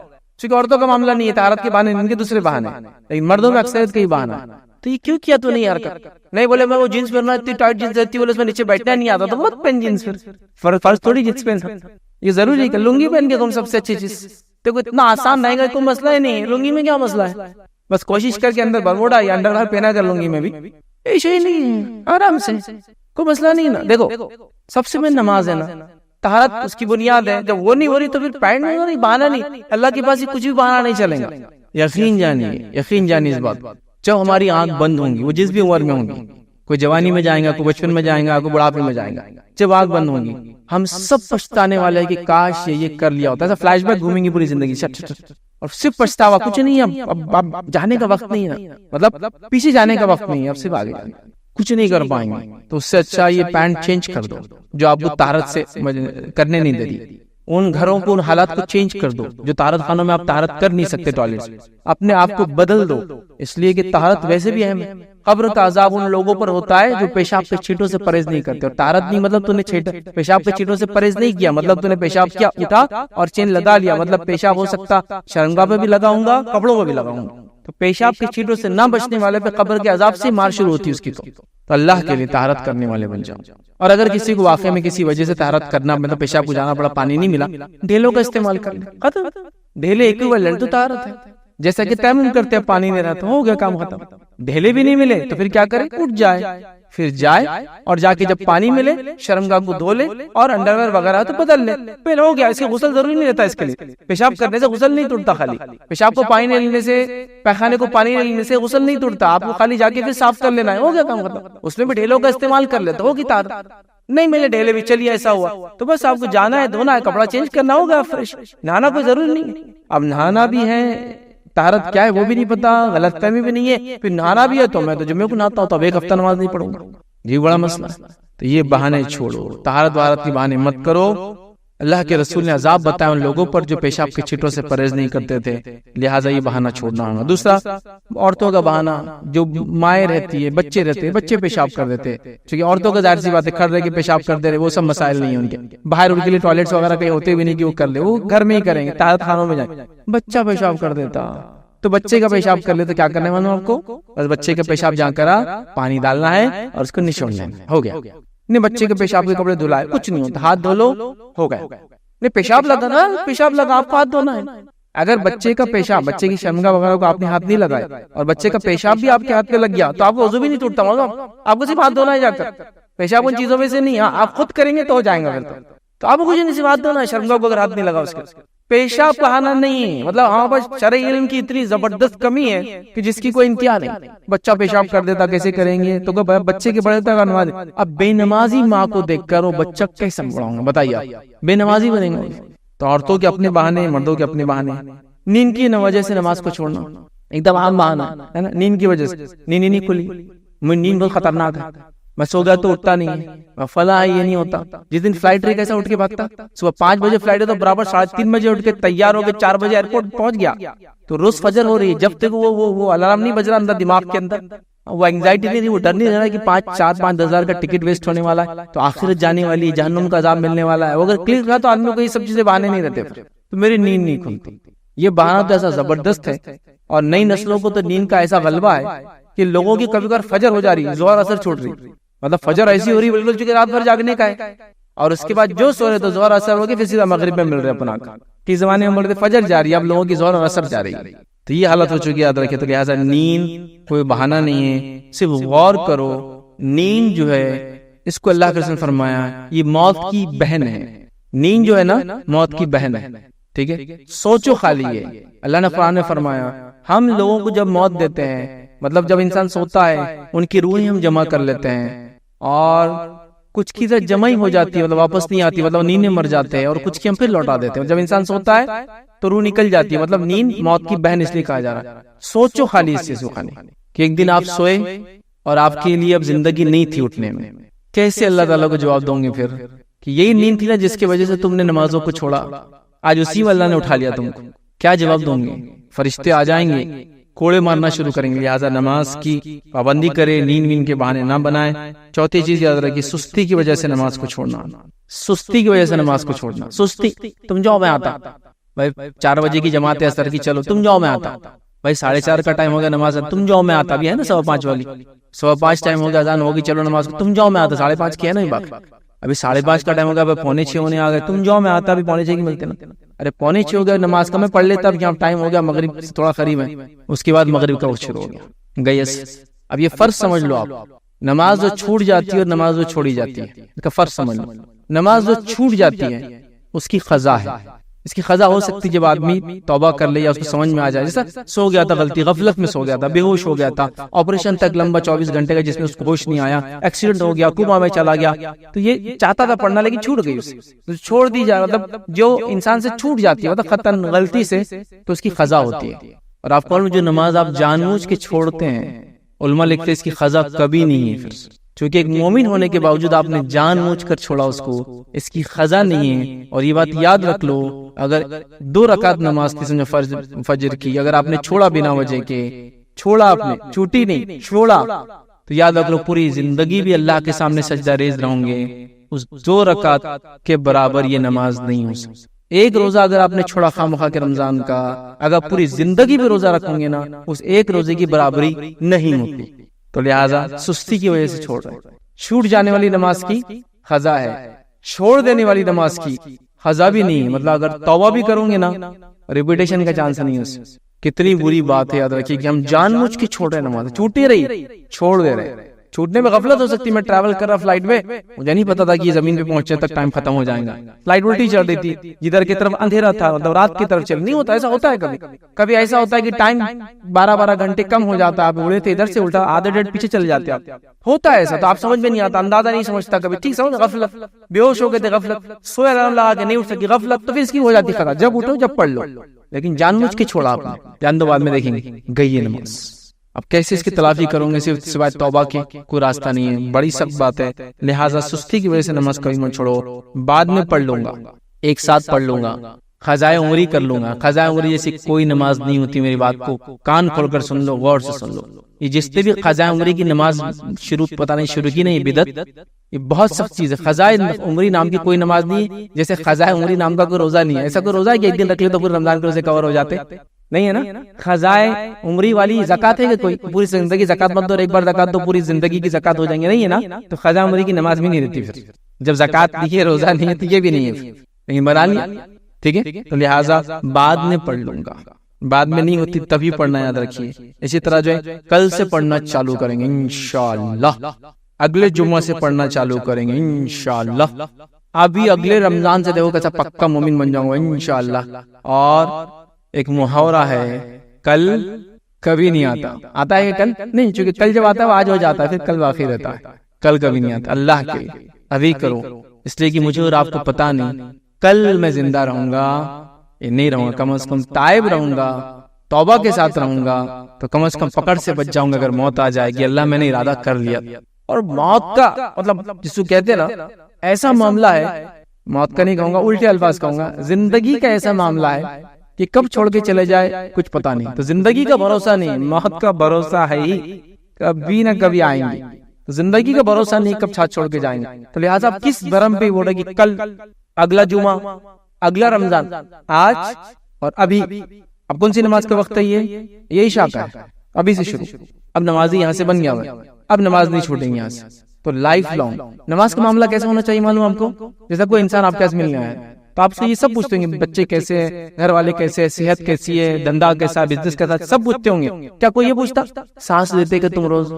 پوچھتا ہے کوئی کسی سے؟ نہیں. سانس لیتے بول کے زندہ ہے تو ہی بات کر رہے، تو سانس لیتے پوچھنا نہیں. تو ویسے مسلمان کو پوچھنے کی ضرورت نہیں نماز پڑھتے کیا. نماز پڑھتے بول کے مسلمان ہے، یہ تو مسلمان ہی نہیں نا. پھر وہ آدمی پھر بات ہی کیا، ختم ہو جا رہی نا. تو لہٰذا یہ اس طرح کا ٹوٹ پارٹ میری لائف کا ہو جانا. اسی طرح جو مسجد بہت دور ہے، ٹھیک ہے، مسجد بہت دور ہے، کوشش کیجیے گاڑی پہ جانے. گاڑی پہ نہیں آ سکتے تو جو لوگ آپ کے اطراف ہیں ان کو پکڑا کے جماعت بنا کے وہاں پڑھ لیجیے. وہ بھی نہیں کر سکتے تو اکیلے پڑھ لیجیے. تو مسجد کے دور ہونا کوئی بہانہ نہیں ہے، یاد رکھیے. مسجد کا دور ہونا کوئی بہانہ نہیں ہے. نبی کریم صلی اللہ علیہ وسلم کے زمانے میں ایک صحابی آئے کہ اللہ کے رسول صلی اللہ علیہ وسلم، میں نابینا ہوں، اندھا ہوں، کہ میں نماز گھر پہ پڑھ لیا کروں؟ آپ نے پہلے کہہ دیا ہاں. کس کو کون سوال کرنے والا ہے؟ اندھا آدمی ہے. کیا میں آپ سے ایگزمپشن چاہ رہا ہوں کہ میں نماز کو گھر میں پڑھ لوں؟ نماز نہیں پڑھنے کی نہیں گھر میں. تو آپ نے پہلے کہہ دیا ہاں. پھر تھوڑی دیر بعد بلایا ان کو، کہا بلاؤ ان کو واپس آئے. کیا تیرے گھر تک اذان کی آواز آتی ہے؟ تو کہا آتی ہے. تو کہا نہیں، پھر میں تجھے اجازت گھر میں پڑھنے کی نہیں دے سکتا، تجھے آنا پڑے گا، یا کوئی ان کو لاتا ہوں جو بھی ہوتا ہوں. سمجھ رہے ہیں بات؟ لیکن نماز نہیں چھوڑتے تھے. میں نے ایسے ویڈیوز بھی دیکھا ہوں جہاں ایک علاقے کا کوئی ویڈیو تھا، ایک نابینا شخص ہے اور مسجد کافی دور ہے گاؤں میں. تو لوگوں نے کیا ایک رسی باندھی اس کے گھر سے لے کر مسجد تک، اس کو پکڑ کے جاتا ہے. بچپن سے نابینا نہیں شاید، اس وجہ سے اس کو آئیڈیا نہیں ہے کیسا چلنا. تو وہ کیا کرتا، رسی پکڑ کے مسجد تک پہنچ جاتا. سب کو پتا ہے رسی اس کے لیے زمین پہ چھوڑی ہوئی رہتی، گھر پہ بندھی ہوئی، گھر میں اٹھاتے یوں کرتے اپنے مسجد تک پہنچ جاتے. تو اندھے لوگ بھی آ رہے ہیں نماز کے لیے. پھر آنکھوں والوں کو کیا مسئلہ ہو رہا ہے؟ کیا چیز ہے جس کو ہم بہانہ بنا سکتے ہیں؟ تو مسجد بہت دور ہے، کوئی بہانہ نہیں چلے گا. ٹھیک ہے، کاروبار میں مصروف تھے. تو ایسا کون سا کاروبار ہے جس کو تم بڑھانا چاہتے ہو لیکن رب العزت کو ناراض کر کے؟ اب برکت کہاں سے آئی بتاؤ؟ یہ کاروبار تو تم مرنے تک، قبر میں جانے تک بھی کرو گے نا، کوئی فائدہ نہیں دینے والا، کیونکہ تم نے اس کو اللہ کی ناراضگی کا ذریعہ بنا لیا، نماز چھوڑنے کا ذریعہ بنا لیا. تو لہٰذا یہ کاروبار چلے گا نہیں. کاروبار کو بڑھانا ہے، نماز کو جاؤ. اللہ کی توفیق نہیں ہو رہی ہے. سبحان اللہ، اللہ نے تمہیں مسلمان بنا دیا.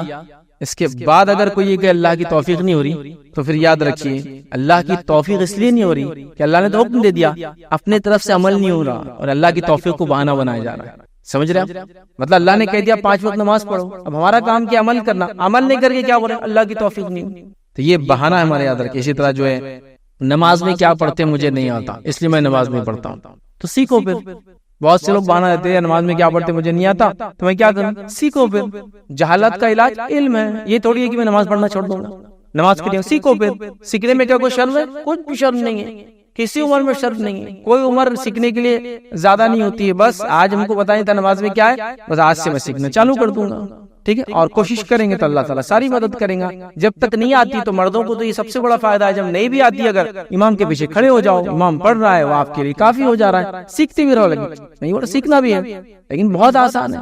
ارے لوگ جو اسلام میں داخل ہوتے ہیں 4 5 5 8 8 دن میں پوری نماز سیکھ لیتے ہیں، پورے الفاظ سے. ٹھیک ہے، وہ رف پڑھتے ہیں، تھوڑا سا صحیح تلفظ نہیں ہوتا ہے لیکن سیکھ لیتے ہیں پورا. آپ پوچھ سنا تو سبحانک اللہم و بحمدک کر لیں گے، جیسا بھی سیکھ لیتے فرق. پھر ہم کو کیا مسئلہ ہے؟ سمجھ رہے بات؟ تو لہٰذا نماز ہم کو کیا پڑھتے ہیں سیکھو. پھر اگر نہیں آتی ہوں، بچے بہت ستاتے ہیں، لیڈیز کی بہانوں میں سے بہانہ ہے. بچے وہ تنگ کرتے ہیں نا، اتنے ہو گئے ننو، مطلب یہ منو چنو گڈو پپو اور ان کے ابا الگ، سب کو میرے کو سنبھالنا ہے. تو میں کیسے نماز پڑھوں؟ میں اتنی مصروف ہو جاتی ہوں. تو آپ بچوں کو لے کے نماز پڑھی، سولوشن بھی ہے. سب کو لے کے نماز پڑھی. چلو چنو منو گڈو سب آ جاؤ، کھڑے ہو جاؤ میرے بازو. کیونکہ ابھی ظاہر سی بات ہے آپ مرد نہیں عورت ہے، لیکن ابھی آپ کو بچوں کو تربیت دینا، خود کی نماز ہی پڑھنا. میں نماز پڑھ رہی ہوں، میرے کو فالو کرتے رہو. تو آپ کے پیچھے وہ بھی سجدے رکوع کرتے جائیں گا دیکھ کر. آپ نہیں بچہ بہت چھوٹا اکیلا ہے، بہت پہلے کی نماز پڑھو، منع نہیں ہے. نہیں وہ دیکھو ہمارے شوہر چل جاتے، ہم میاں بیوی اکیلے رہتے ہیں، ہمارے ساس سسر وہاں رہتے ہیں، امی ابا وہاں رہتے ہیں، میاں بیوی ہم لوگ فلاں سٹی میں رہتے ہیں. اب بچہ اکیلا ہے، نماز کیسے پڑھوں گی میں اکیلی؟ کچھ بھی کر لیا، ادھر چلے گیا ادھر چلے گیا، گیس پہ چڑھ گیا، حمام میں چلے گیا، بند کر لیا، گیلری میں چلے گیا، باہر کھول دیا، دروازہ کھول دیا، کوئی آیا تو کیا کر؟ بچے گود میں لے کے پڑھو آرام سے. گود میں لے کے پڑھ سکتے، ہاں نماز نہیں چھوڑنا. کھڑے کے پڑھنا ہے، کھڑے کے نہیں پڑھ سکتے تو بیٹھ کر پڑھنا ہے، بیٹھ کے نہیں پڑھ سکتے تو لیٹ کے پڑھنا ہے، لیٹ کے نہیں پڑھ سکتے تو اشاروں میں پڑھنا ہے، اشاروں میں نہیں پڑھ سکتے اتنی بھی طاقت نہیں. اگر ذہن چالو تو اندر پڑھتے رہنا، ذہن کے اندر تکبیرات بول کے، لیکن نماز نہیں چھوڑنا ہمیشہ. اس کا تو معاملہ صرف بے ہوشی یا موت کی وجہ سے ہی چھوٹیں گے، اس کے علاوہ مومن سے چھوٹنے والی نہیں کبھی. تو لہٰذا بچے گود میں لے کے پڑھنا. نبی اکرم صلی اللہ علیہ وسلم نے بچوں کو گود میں لے کے نماز پڑھا ہے، اپنی نماز کے اماموں کو لے کے مسجد نہیں لا کر پڑھا. صحابہ نے دیکھا آپ کو نماز پڑھتے ہو گود میں بچے کو لے کے. جب آپ رکوع سجدے کرتے بچے کو رکھ دیتے، جب رکوع سجدے سے اٹھتے بچے گود میں لے لیتے. نہیں وہ تو نبی اکرم صلی اللہ علیہ وسلم پڑھے نا، تو آپ بھی پڑھ سکتے ہیں. نبی نمونہ ہے ہمارا بھی، آئیڈیل ہے ہمارے لیے. تو نماز چھوڑنا نہیں، آپ کو بچے کتنے بھی ہو جائے آپ کو نماز بچوں کے ساتھ پڑھنا ہے. وسوسے بہت آتے ہیں نماز پڑھے تو اب نے چھوڑ دی نماز پڑھنا. تو یہ تو ایسی مثال ہوئی کہ چور بہت آ رہے تھے گھر پر، تو میں نے تجوری کھلی چھوڑ دیا. وسوسے بہت آ رہے تو نماز چھوڑ دیا. تو اس کی مثال ویسی ہے کہ چور بہت آ رہے تو تجوری کھلی چھوڑ دیا. وسوسے کس کو آتے ہیں مجھے بتائیے سب سے پہلے. چور کہاں آتا ہے؟ جھوپڑیوں میں، سلمز میں. کہاں آتے ہو؟ مالدار لوگوں کے گھر پہ آتا. تو شیطان کہاں آتا ہے وسوسے ڈالنے کے لیے؟ کن کے پاس آئیں گا؟ جن کے پاس پہلے سے ایمان ہے. تو اگر مجھے بہت وسوسے آ رہے تو میں کہوں گا مبارک ہو آپ کو، کیونکہ آپ کے پاس ایمان.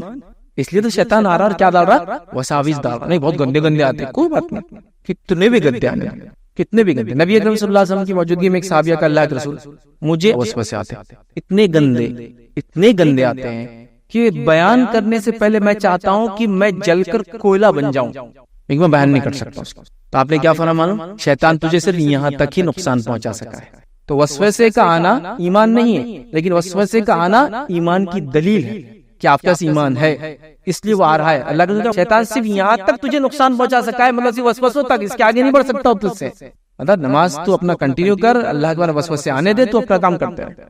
اور شیطان کیا کرتا ہے؟ ہم کو وسوسے کہاں سے شروع کرتا ہے؟ ابھی آپ اٹھیں گے اور طہارت کے لیے جائیں گے تو وہاں ڈالیں گا پہلا وسوسہ.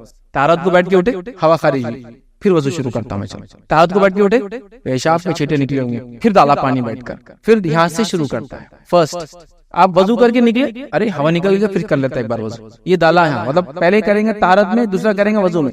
جب آ کے اللہ اکبر کھڑے ہوں گے، اب ڈالیں گے 3 ہوئی، 5 ہوئی، 6 ہوئی، 7 ہوئی، 2 ہوئی، 1، بس یہاں ایک سجدہ کیا، 2 کیا، 4 کر لیا تو نے، 3 سجدے ہو گئے. یہ کنٹینیوس ڈالیں گے. یہ ایک شیطان ہے، اور یہ اپوائنٹڈ شیطان ہے شیطان کی طرف سے، جو صرف مومنوں کو نماز میں غفلت ڈالنے اور رکعتوں کی کاؤنٹنگ میں گڑبڑ کرنے کے لیے کھڑا رہتا ہے. بس ارے تیری 3 ہوئی، غفلت آدمی پریشان، اب کیا کروں، سجدے سو کر لوں یا 4، بس وہ 3 ہوگی، 5 ہوگی، 4 ہو گئی، نہیں ہوئی، 2 ہی پڑا اور آدمی کر رہا. کوئی وسوسے کو دھیان مت دیجیے. وسوسے آنا یہ جس کو کہیں گے علامت ہے کہ آپ کا ایمان ہے.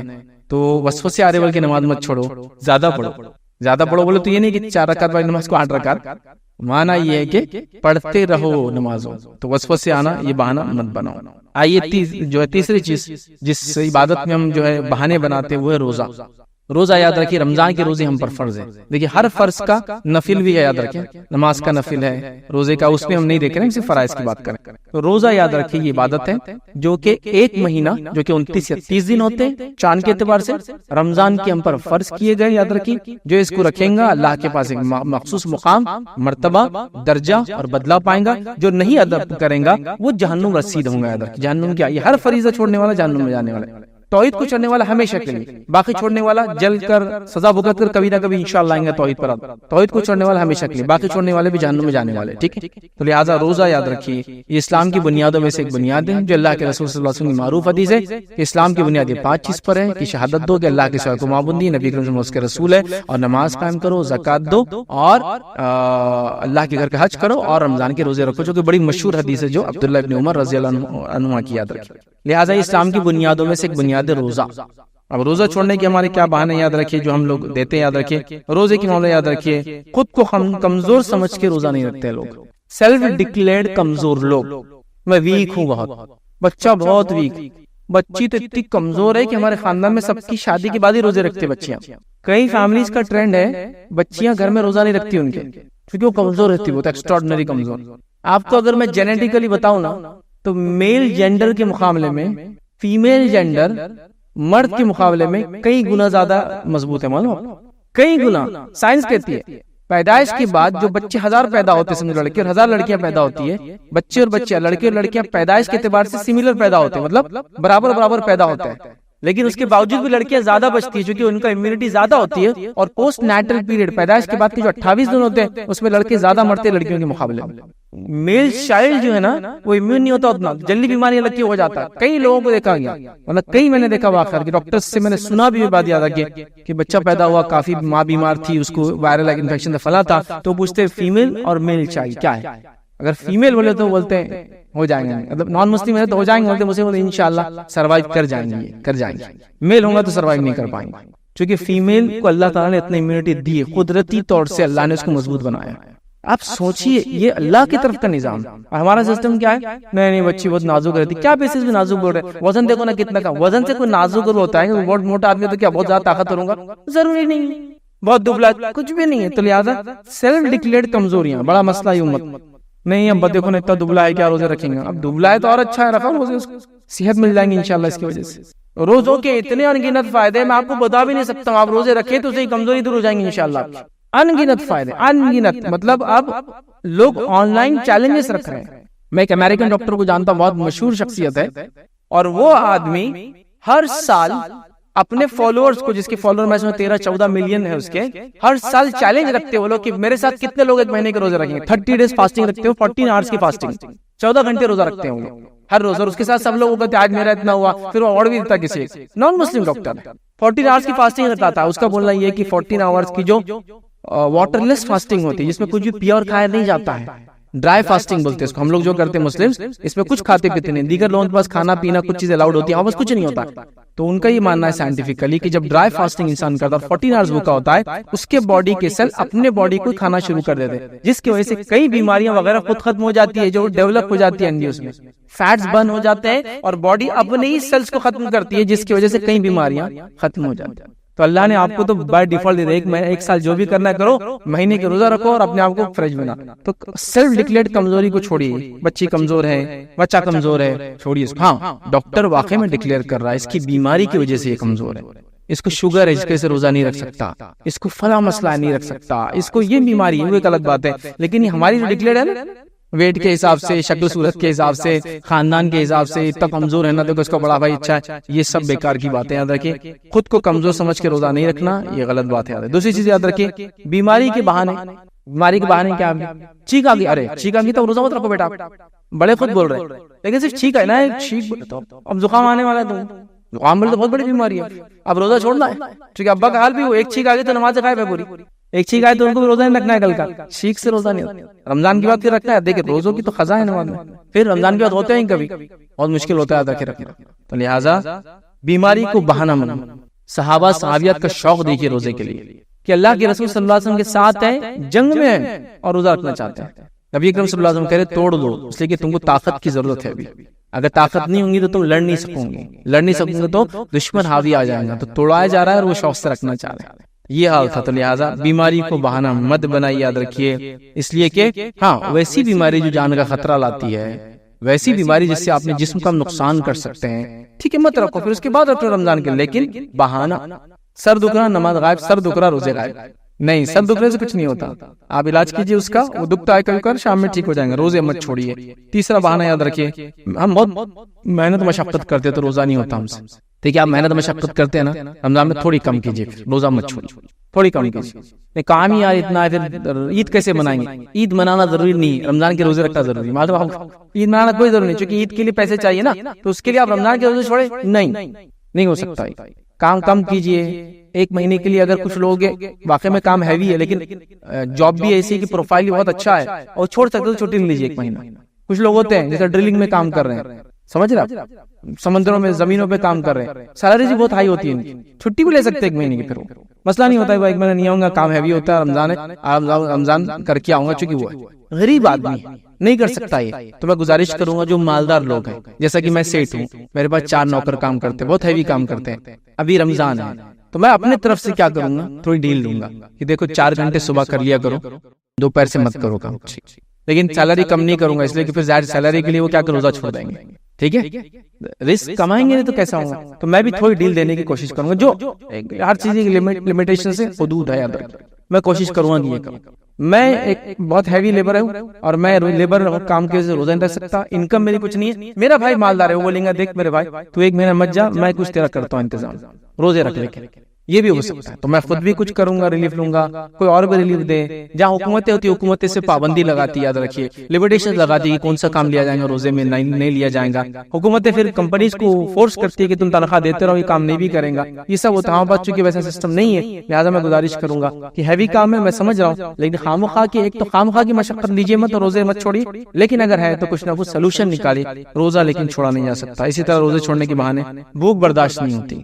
جب ہم بھوک برداشت نہیں ہوتی بول رہی تو ہم یہ کریں آخرت کی آنکھ برداشت ہوں گی، ہم کو بھوک لیکن برداشت نہیں ہوتی. لیکن آخرت کی آنکھ پیٹ میں جائیں گے، اگر جہنم میں جائیں گا انسان روزے نہیں رکھیں گا اور آپ کہہ رہے بھوک برداشت نہیں ہوتی، تو آخرت کی آنکھ کے لیے ریڈی ہے پھر؟ ارے خبر کے اندر کی وہ جو گرمی ہے اس کے لیے ریڈی نہیں ہے. فین اور اے سی کے بغیر ہم زندہ نہیں رہ سکتے. ابھی تو معاملہ شہروں کے اندر فین سے آگے بڑھ گیا، کم از کم ڈیزرٹ کولر تو بھی لگا رہے ہیں. ابھی اسٹینڈرڈ تھوڑا بڑھ ہی گیا ہے. آپ سلم سے بھی جائیں گے ڈیزرٹ کولر چل رہے ہیں، چاہے کسی بھی فارم میں چل رہے ہیں، اسٹینڈرڈ بڑھ گیا. مالداری میں بھی دیکھیے لوگوں نے اے سی سینٹرل اے سی پہ چلے گئے لوگ، ہے نا. پہلے سے بیڈ رومز میں اے سی تھا تو آپ ڈرائنگ رومز میں اے سی لگ گئے. مطلب ٹھنڈک ہم چاہ رہے ہیں. تو ہم لوگ تو بغیر اے سی فین کے رہ نہیں سکتے، آخرت کی جان ہم لے رہے ہیں یہ کہہ کہ روزہ نہیں رکھ سکتے. وہ گرمی بہت ڈینجر ہے، وہ بھوک بہت ڈینجر ہے، وہ پیاس بہت ڈینجرس ہے. لہٰذا یہاں بھوک کو برداشت کرنا کوئی مسئلہ نہیں. ہمارے علاقوں میں 12 گھنٹے سے تقریباً 14-15 گھنٹے کے بیچ کا روزہ ہوتا ہے، گرمی کا روزہ. اور سردی کا روزہ تقریباً 12 گھنٹے سے 13 گھنٹے تک جاتا ہے. کوئی مشکل نہیں آتا. کرنے والے اللہ کے لیے سب کچھ کر لیتے ہیں.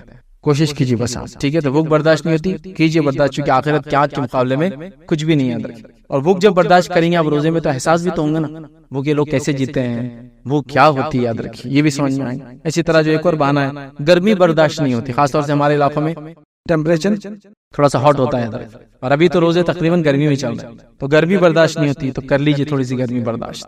اللہ کے خیر پلان کیجیے اپنے دن کو ایسا کہ گرمی میں بھی کام ہو جائے. آپ سے کرنا تو پڑے گا, کچھ نہ کچھ سلوشن نکالنا پڑے گا.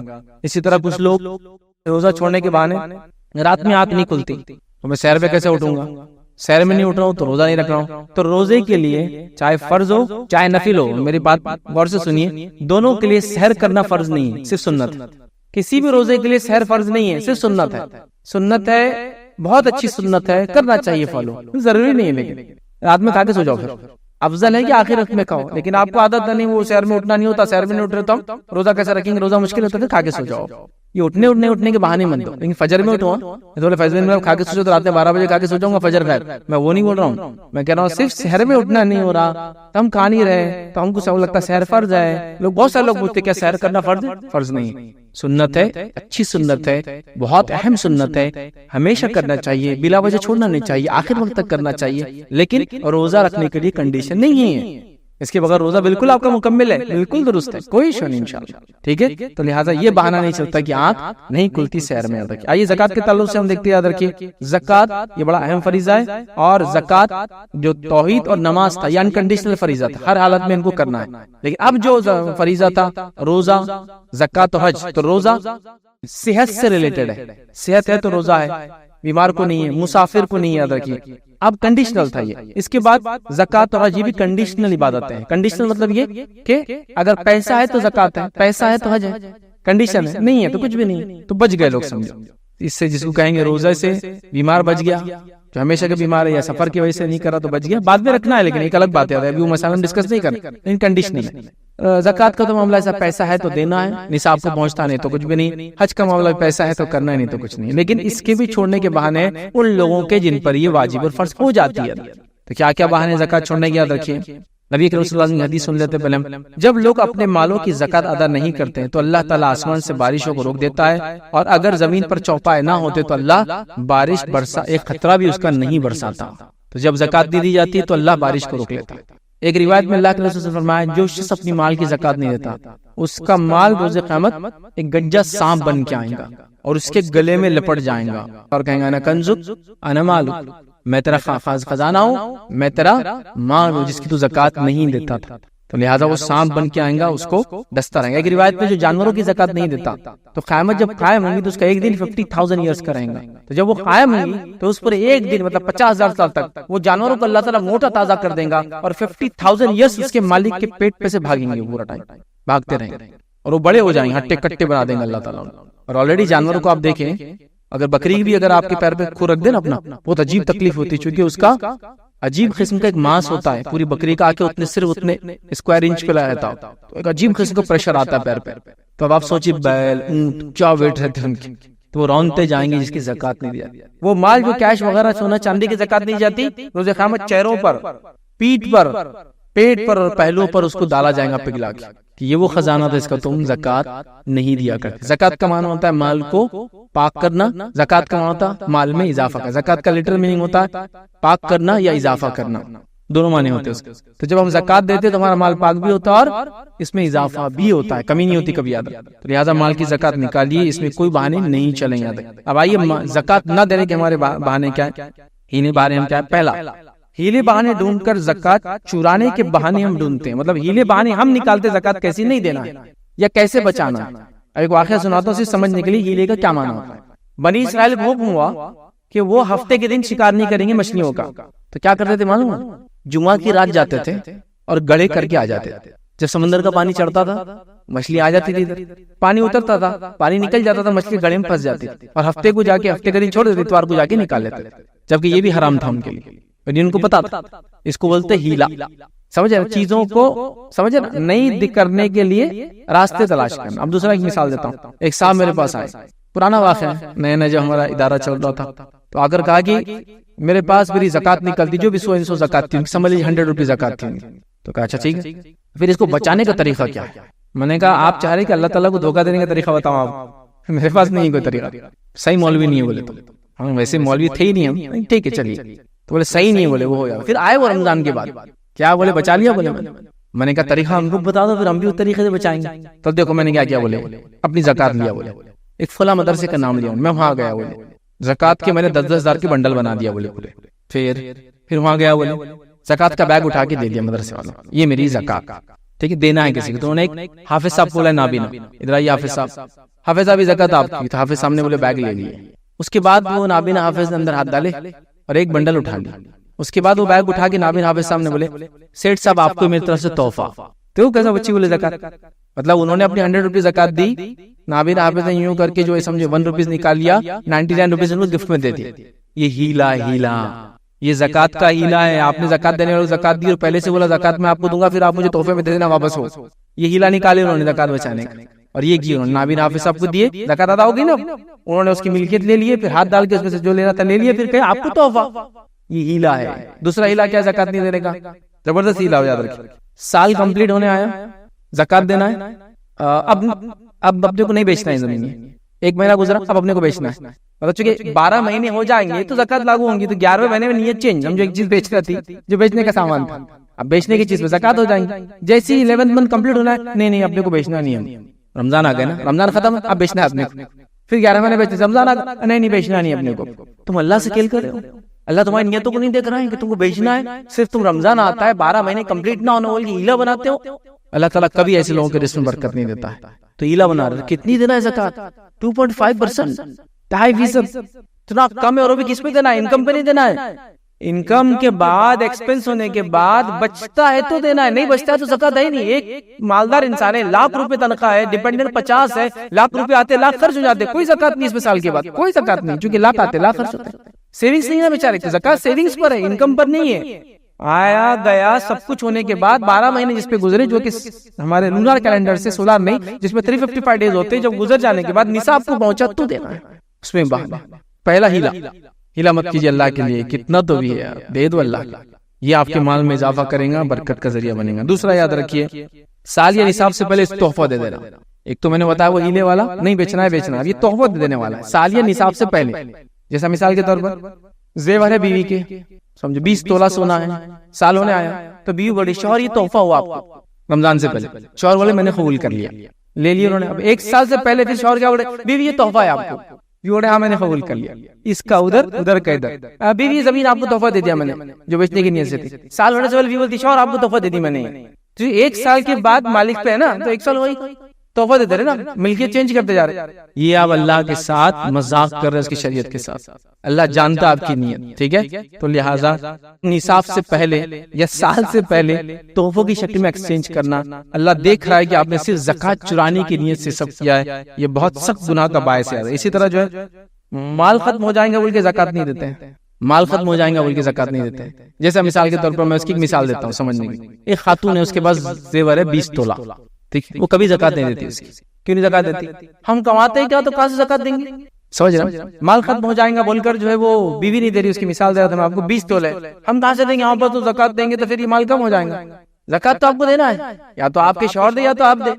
نہیں اگر آپ ایسا بول رہے فیض بھائی پھر میں 20 تولے کی زکات نکالوں گی 2.5% سے، پھر اتنا سونا بیچ کے دوں گی، پھر اگلے سال پھر 2.5%، پھر اگلے سال مال ختم ہو جائے گا، ہونے دیجیے، 8.5 ہو جائیں گا جب، تو پھر زکات دینا بھی نہیں آپ کو، 8.5 سے نیچے آ جائیں گا تو زکات نہیں نا اس میں، 8.5 کے اوپر ہی ہے، 8.5 تولے ہو جائے یا اس سے زیادہ ہو جائے تو پورے پہ، اور اگر 8.5 سے نیچے ہے سمجھو 84 گرام 82 گرام 81 گرام تو کچھ بھی نہیں ہے، تو یہ ہے نا کم ہو جائے گا، ہونے دیجیے نا۔ پھر نہیں میں نے زمین لی اب 10 سال نہیں بکی تو ہاں 10 سال نہیں بکی 2.5% دینا ہے آپ کو اس کا، ارے پھر 10 سال میں تو کم ہونے دیجیے نا، یہی تو مسئلہ ہے، مال کو کوئی ہولڈ کر کے نہ رکھے، اس لیے شریعت چاہ رہی ہے کہ 2.5% ہی سے نکلتا رہے باہر مالداروں کا، اور سرکولیٹ ہوتا رہے غریبوں میں، اس سے اکنامی بڑھتی ہے۔ یاد رکھیے کیسے، کچھ جو لوگ اکنامی جانتے ہیں بتائیں گے آپ کو کہ 2.5% جب مال نکلتا ہے مارکیٹ میں آتا ہے، جب غریب کو آپ دیتے ہیں، غریب لے جاتا ہے، چیزیں خریدتا ہے، کمپنی چلتی ہے، پھر وہ ایک چین چلتا ہے، وہ 2.5% ایک سائیکل شروع ہو جاتی ہے اکنامیکل۔ یاد رکھیے تو بہرحال ہولڈ نہیں ہوتا استعمال، ایک مالدار آدمی اگر صرف اپنا پیسہ ہولڈ کر کے رکھیں گا، استعمال نہیں کریں گا، 2.5% ہر سال کم ہوتے جائیں گا اس کا زکات۔ تو یہ انویسٹمنٹ کریں گا، چونکہ اور کمائیں گا نا، زکات بھی دینا ہے، سبحان اللہ۔ تو بہرحال مال ختم ہونے کے ڈر سے نہیں. زکات کا معنی مال میں اضافہ ہے. زکات کا معنی مال کو پاک کرنا ہے, چونکہ زکات کا معنی یاد رکھیے پاکیزہ بھی ہوتا ہے, اسی سے تزکیہ نفس بولتے ہیں, نفس کی پاکیزگی. اور زکات کا معنی اضافہ کرنا بھی یاد رکھیے ہوتا ہے, یاد رکھیے. اسی طرح جو ہے جہالت, زکات کب اور کتنی دینا اس کا علم نہیں ہے. ایک کامن چیز میں جو دیکھتا ہوں بزنس مین کے اندر ہمارے علاقے میں, ہم ہر سال 50,000 زکات دے دیتے ہیں, ٹھیک ہے, لیکن آپ کی زکات 50,000 ہوتی کیا نہیں, حساب کبھی نہیں کرتے. بد مٹی 50,000 زکات ایسا نہیں. ہاں اگر بن مٹی جو 50,000 آپ دے رہے ہیں, اگر آپ کی زکات اس سے کم ہے تو ٹھیک ہے پھر تو, لیکن پتا چلا زکات تو آپ کی ہے 1 لاکھ اور آپ بن مٹی سے 50 ہی دیتے ہر بار, یہ نہیں چلے گا. حساب کرو اس کا, علم ہی نہیں کتنا دینا ہے. بس ہمارے ابا 30,000 دیتے تھے, میں 40,000 دے رہا ہوں. یہ زکات دینے کا طریقہ نہیں ہے. 2.5% اپنی سیونگ کا ہے, وہ چاہے 30,000 بنو یا 3 لاکھ بنو یا 30 لاکھ بنو. یہ فکس کس نے کر لیا آپ کو زکات؟ نہیں, بولے ابا 30 دیتے تھے, ہم لوگ 40 دیتے ہیں. یہ زکات دینے کا طریقہ نہیں, یہ پتہ نہیں کہاں سے نکالنی لوگوں نے. تو ایک سسٹم چلا رہا, امی بولتے تھے 50,000 زکات دینا, ہم 50 ہی دیتے, لیکن آپ کی زکات تو لاکھوں میں ہوتی نہیں. وہ 50 کا سسٹم ہے نا, امی نے بنا دیا, وہ چل رہا نہیں. اگر اس سے کم ہے 50 سے تو وہ تو خوشی کی بات ہے. 40,000 زکات تھی, 10,000 صدقہ تھا. لیکن اگر اس سے زیادہ ہے تو یاد رکھیے زکات کو حساب کتاب کیجیے, جہالت کو اختیار مت کیجیے. دنیا میں معاملات کرتے تو بن مٹھی کرتے کیا, میرا بھائی یہ بن مٹھی لے لے, چل 2 لاکھ لے جا, کتنے کی چیزیں دیکھیں گے بعد میں. میرا بھائی یہ بن مٹھی میں بھی دیکھو واپس دے رہا 4 لاکھ لے جا کے. ویسے نہیں ہوتا نا, حساب کر کے چیز کتنے کی ہے, پہچان اپنی جگہ, رشتہ داری اپنی جگہ, دوستی اپنی جگہ, حساب اپنی جگہ. حساب کرو. ہاں حساب کر لیا آپ نے, 25,000 زکات ہو رہی, اور ہم لوگ ہر سال 50 دیتے تھے. الحمدللہ ابھی 50 دیں گے, 25 زکات 25 صدقہ. زکات تو فرض ہو گیا نا, باقی صدقہ دیجیے, کتنا افضل ہے یہ عمل تو, ٹھیک ہے. لہٰذا لیکن اگر ہماری زکات ہم 50 دے دیتے بس رف رینڈملی, اور پتہ چلا یہ تو 1 لاکھ 2 لاکھ ہو رہی تھی, پتہ نہیں 10 سال سے ایسے ہی چل رہا تھا. پورا کیلکولیشن کرنا پڑے گا 10 سال کا, اور پورا دینا پڑے گا. چھوٹ نہیں سکتے آپ, اس سے چھوٹ ہی نہیں جا سکتی. کوئی کہے کہ میرے والد صاحب زکات نہیں دیتے, کنجوس آدمی فلاں ہیں, آپ کو زکات دینا پڑیں گی ان کی بھی, کیونکہ آپ اولاد ہے, وراثت لیں گے ان کی خوشی سے, زکات بھی دو ان کی خوشی سے. ہاں ہوتا ہے ایسے بہر یار. تو جہالت. اس کے بعد ایک اور وجہ یاد رکھیے زکات نہیں دینے کی, یاد رکھیے زکات دینے کی نیت نہیں ہوتی ہے, اور پھر شرعی بہانے ڈھونڈتے ہیں. یہ زکات دینے کی نیت نہیں ہے, اب شرعی بہانے ڈھونڈتے ہیں, جیسا کہ یار زیور تو بہت ہو گیا 50 تولے, پھر اب زکات تو دینا نہیں ہے, کیا کریں گے شرعی بہانے. ارے میں نے ایک تقریر سنا, ایک فتویٰ دیکھا میں نے, پہننے کے زیور پہ زکات نہیں ہے. الحمدللہ آپ نے کچھ راستے کھال مل گئے. پہلے دینا نہیں یہ طے کر لیا, اب راستے ڈھونڈ رہے کیسا کرنا ہے. سمجھ رہے آپ, مطلب جیسا کہ میں نے آپ سے ادھار لیا اور ادھار نہیں دینا سوچ لیا میں نے, اب راستے ڈھونڈ رہا ہوں کہ کیا بول کے تم سے جھگڑا کروں تاکہ ادھار مانگنے تم آئے نہ آدمی. یہ کر, ہاں میں نے ادھار لیا, میں کسی وجہ سے دے نہیں پایا اور میں آپ سے معافی, وہ ایک الگ بات ہے, لیکن یہاں نہیں. تو زکات نہیں دینے کی پہلے نیت کر لیتے ہیں, پھر شرعی بہانے ڈھونڈتے ہیں کہ کیسے اس کو بچا جائے. یاد رکھیے اس میں سے کوئی بھی چیز کام نہیں آنے والی, اور آخرت میں یہ مال عذاب کا ذریعہ, گناہ کا باعث, یاد رکھیے زبردست ڈھنگ سے ہونے والا. یاد رکھیے. آئیے آگے بڑھتے ہیں, 5واں اور آخری پوائنٹ دیکھیں گے, حج نہ کرنے کے ہمارے کیا بہانے, یہ فریضہ چھوڑنے کے کیا بہانے. صحیح بخاری کی روایت ہے, نبی اکرم صلی اللہ علیہ وسلم فرمایا کہا, جس شخص نے اللہ کے لیے اس شان کے ساتھ حج کیا کہ نہ کوئی فحش بات ہوئی اور نہ کوئی گناہ, تو اس دن کی طرح واپس ہوں گا جیسے اس کی ماں نے اس کو ابھی پیدا کیا ہو. تو حج ایک ایسا فریضہ ہے کہ انسان جب کر لیتا ہے تو ایسے آتا ہے, واپس جب آتا ہے جیسے اس کی ماں نے اس کو ابھی پیدا کیا ہو. یاد رکھیے حضرت عمر کا فلک, کوئی شخص اگر حج نہیں کرتا ہے تو پھر چاہے وہ یہودی ہو کر مرے یا نصرانی ہو کر مرے یا مجوسی ہو کر مرے, اللہ تعالیٰ کو اس کی کوئی پرواہ نہیں. تو جو چاہے مرے, جیسا مرنا ہے, لیکن وہ مسلمان نہیں رہے گا. جس پہ حج فرض اور وہ نہ کرے, اور حج بھی یاد رکھیے مالی عبادت ہے, جو ایک مال ہے تو وہ کریں گے کہ اس سے جڑی. اب پہلی چیز جو حج نہیں کرتے اس کے بہانہ کیا ہے, استطاعت ہوتے ہوئے بھی اپنے آپ کو دلاسا دلاتے ہیں. استطاعت ہوتے ہوئے بھی اپنے آپ کو دلاسا دلاتے ہیں کہ ابھی مجھ پہ حج فرض نہیں ہوا. بہانے تلاش کرتے ہیں, ابھی تو نہیں ہوا, ابھی تو فلاں ہیں, ابھی تو بچیاں ہیں, ابھی تو کئی مطلب استطاعت ہے, لیکن اپنے آپ کو دلاتے اتنے تو پیسے, اب حج کو چلے جاؤں گا تو یہ کم ہو جائیں گے, تو زیرو ہو جائیں گا, کئی چیزیں یاد رکھیں. تو استطاعت ہوتے ہوئے بھی اپنی نفس کو دلاسا دلاتے ہیں حج نہیں کرنے کے لیے. جیسا مثال کے طور پہ ابھی دیکھیے, کووڈ کے بعد تو حج مہنگا ہو گیا, کووڈ سے پہلے تھوڑا حج لمٹ میں تھا. جیسا کہ آپ اگر گورنمنٹ ایجنسی سے جاتے تو 2 لاکھ کے قریب میں ہو جاتا تھا, اس میں بھی آپ کو 20,000 روپے وہاں جانے کے بعد واپس ملتے تھے. ابھی تو گورنمنٹ ایجنسی سے 4, پرائیویٹ ایجنسی سے 7, اور پرائیویٹ میں بھی اگر تھوڑا لگژری میں چلا جائے تو 10 لاکھ تک حج ہوتا ہے. ابھی 2-3 لوگوں کے لیے جانا تو ایک ناممکن جیسے ہی ہو گیا, مطلب 2-3 لوگ حج کو جا رہے ہیں پرائیویٹ سے, تو ایکویولنٹ گھر خریدنے کے اتنا ہو جاتا ہے. اب مہنگا ہوتا جا رہا ہے, ٹھیک ہے. تو لہٰذا کر لینا چاہیے تھا جب جلدی تھا, تو اپنے آپ کو بہانے دلاسا دلاتے ہیں. لاک ڈاؤن کے اندر آپ سوچو خالی, مطلب میں کسی کے بارے میں کوئی برائی دل میں کبھی نہیں رکھتا ہوں, لیکن آپ سوچو جن لوگوں پہ حج فرض تھا اور وہ ایسی بہانے ڈالتے جا رہے تھے, لاک ڈاؤن لگا اور انتقال کر گئے, اور حج فرض تھا نہیں کر پائے. سوچو خالی, ایسی حالت کسی کے ساتھ بھی آ سکتے ہیں نا. حج فرض تھا کیا نہیں، لاک ڈاؤن آ گیا انتقال کر گئے، اب کیا کریں گے؟ کون حج کریں گا ان کا؟ رشتہ دار کریں گے؟ جب ہم زندہ تھے ہم کو یہ لوگ پوچھ رہے نہیں ہماری اولاد ہے، مرنے بعد کون کس کو پوچھنے والا، کون دیکھنے والا، کون خرچ کرنے والا 7-8 لاکھ روپیہ اس میت کے لیے؟ زندگی میں کر لینا چاہیے تھا نا۔ یہ فریضہ ہے، جیسی ہوا، جیسا میری خرچ کا پیسہ اتنا گھر پہ لگتا فلاں، اب میرے پاس اتنا پیسہ بچ گیا، جیسا کہ سمجھ لیجیے گورنمنٹ میں نمبر لگائی 4 لاکھ یا 3 لاکھ جو بھی ہو رہا ہے لگ گیا، ڈال دو لگا چلے جاؤ، فریضہ ہے کر لو۔ ہمیں یہ نہیں بولا گھر میں بھوکا رکھ کے ادھار لے کر بینک سے لون لے کر پڑوسی کے ساتھ پہ ٹوپی بنا کر یہ وہ کر کے نہیں حج کرنا ہے تو بول رہا ہوں۔ لیکن ہونے کے بعد بھی لوگ کیا کرتے ہیں، اپنے آپ کو دلاسا دیتے ہیں، ابھی نہیں، ابھی ضرورت نہیں، ابھی دیکھیں گے، مت کرو اللہ کے لیے، چلے جاؤ۔ دوسرا بہانہ یاد رکھیے، 2 لوگوں کے پیسے نہیں، یہ بات تو میں نے بہت سنا ہے، اس میں تھوڑا وضاحت بھی کروں گا۔ 2 لوگوں کے لیے پیسے نہیں، کیسا؟ میں حج کو جا سکتا ہوں، بیوی کے لیے پیسہ نہیں، بیوی صاحبہ بولے تم تو جا نہیں سکتے، میرے کو چھوڑ دو، اگر گئے تم تو دیکھتی میں، تو شوہر جناب بیوی کے لیے حج نہیں کر رہے، یقین جانیے یہ بیوی روز قیامت اللہ تعالیٰ کے حضور بولیں گی اللہ میری غلطی ہوگی تو بالکل بازو نکل جائیں گے، آپ کھڑے ہوں گے اپنے رب کے سامنے اور آپ کو جواب دینا تجھ پر حج فرض تھا، تیری بیوی پہ نہیں تھا، تو نے کیوں نہیں کیا؟ بتاؤ کیا جواب دیں گے؟ یہ کس نے نکالا ہے بہانہ نیا؟ یہ کون سا طریقہ ہے؟ مطلب مجھے بھوک لگی لیکن میرا بازو والا کیا ہوتا ہے، جب تک میں بھوکا نہیں ہوتا اپن دونوں ساتھ کھائیں گے، تو بھی نہیں کھا رہا، یہ کون سا طریقہ دنیا کا ہو یار؟ اب سوچیے میرے کو پانی پینا ہے، نہیں تم جاؤ نہیں پیں گے، اگر تم سچے شوہر ہیں میرے تو پانی نہیں پیں گے جب تک میرے کو پیاس نہیں لگتی، کون سا شوہر رکیں گا ٹھیک ہے تمہارے ساتھ میں پانی پیوں گا؟ کوئی نہیں رکتا۔ نہیں حج ساتھ کرنا ہے، کیوں ساتھ کرنا ہے؟ نہیں بعد میں پھر 2 کیسے جائیں گے؟ ارے بعد میں اللہ موقع دیں گا، اب تو آپ ساتھ جانا نہیں دیں گا، اس کے بھائی کے ساتھ جائیں گے، اور بھی کئی محرمات ہیں نا جن کے ساتھ جا سکتی ہے عورت، شوہر کے ساتھ بھی جا سکتی، شوہر کے ساتھ نہیں گئی تو اپنے باپ کے ساتھ، اپنے سسر کے ساتھ، اپنے سگے ماموں کے ساتھ، سگے چچا کے ساتھ، سگے بھتیجے کے ساتھ، سگے جس سے اس کی شادی نہیں تھی سب کے ساتھ، جو اس کے محرم ہے سب کے ساتھ جا سکتی ہوں۔ تو کل کو اللہ موقع دے گا اس کے بھائی کے ساتھ، بولے تم بہن بھائی چلے جاؤ، بچ کو میں دیتا ہوں تمہارے لیے، اب تو بچتا ہے جب نہیں تھی میری ہوگی تھی میں نے کر لیا، اب تمہارے لیے ہوگی تمہارے کو کراتا ہوں، لیکن نہیں بولے 2 کی لیے تو نہیں جا رہے، نہیں اللہ کے پاس پکڑے جو آدمی مر جائے گا۔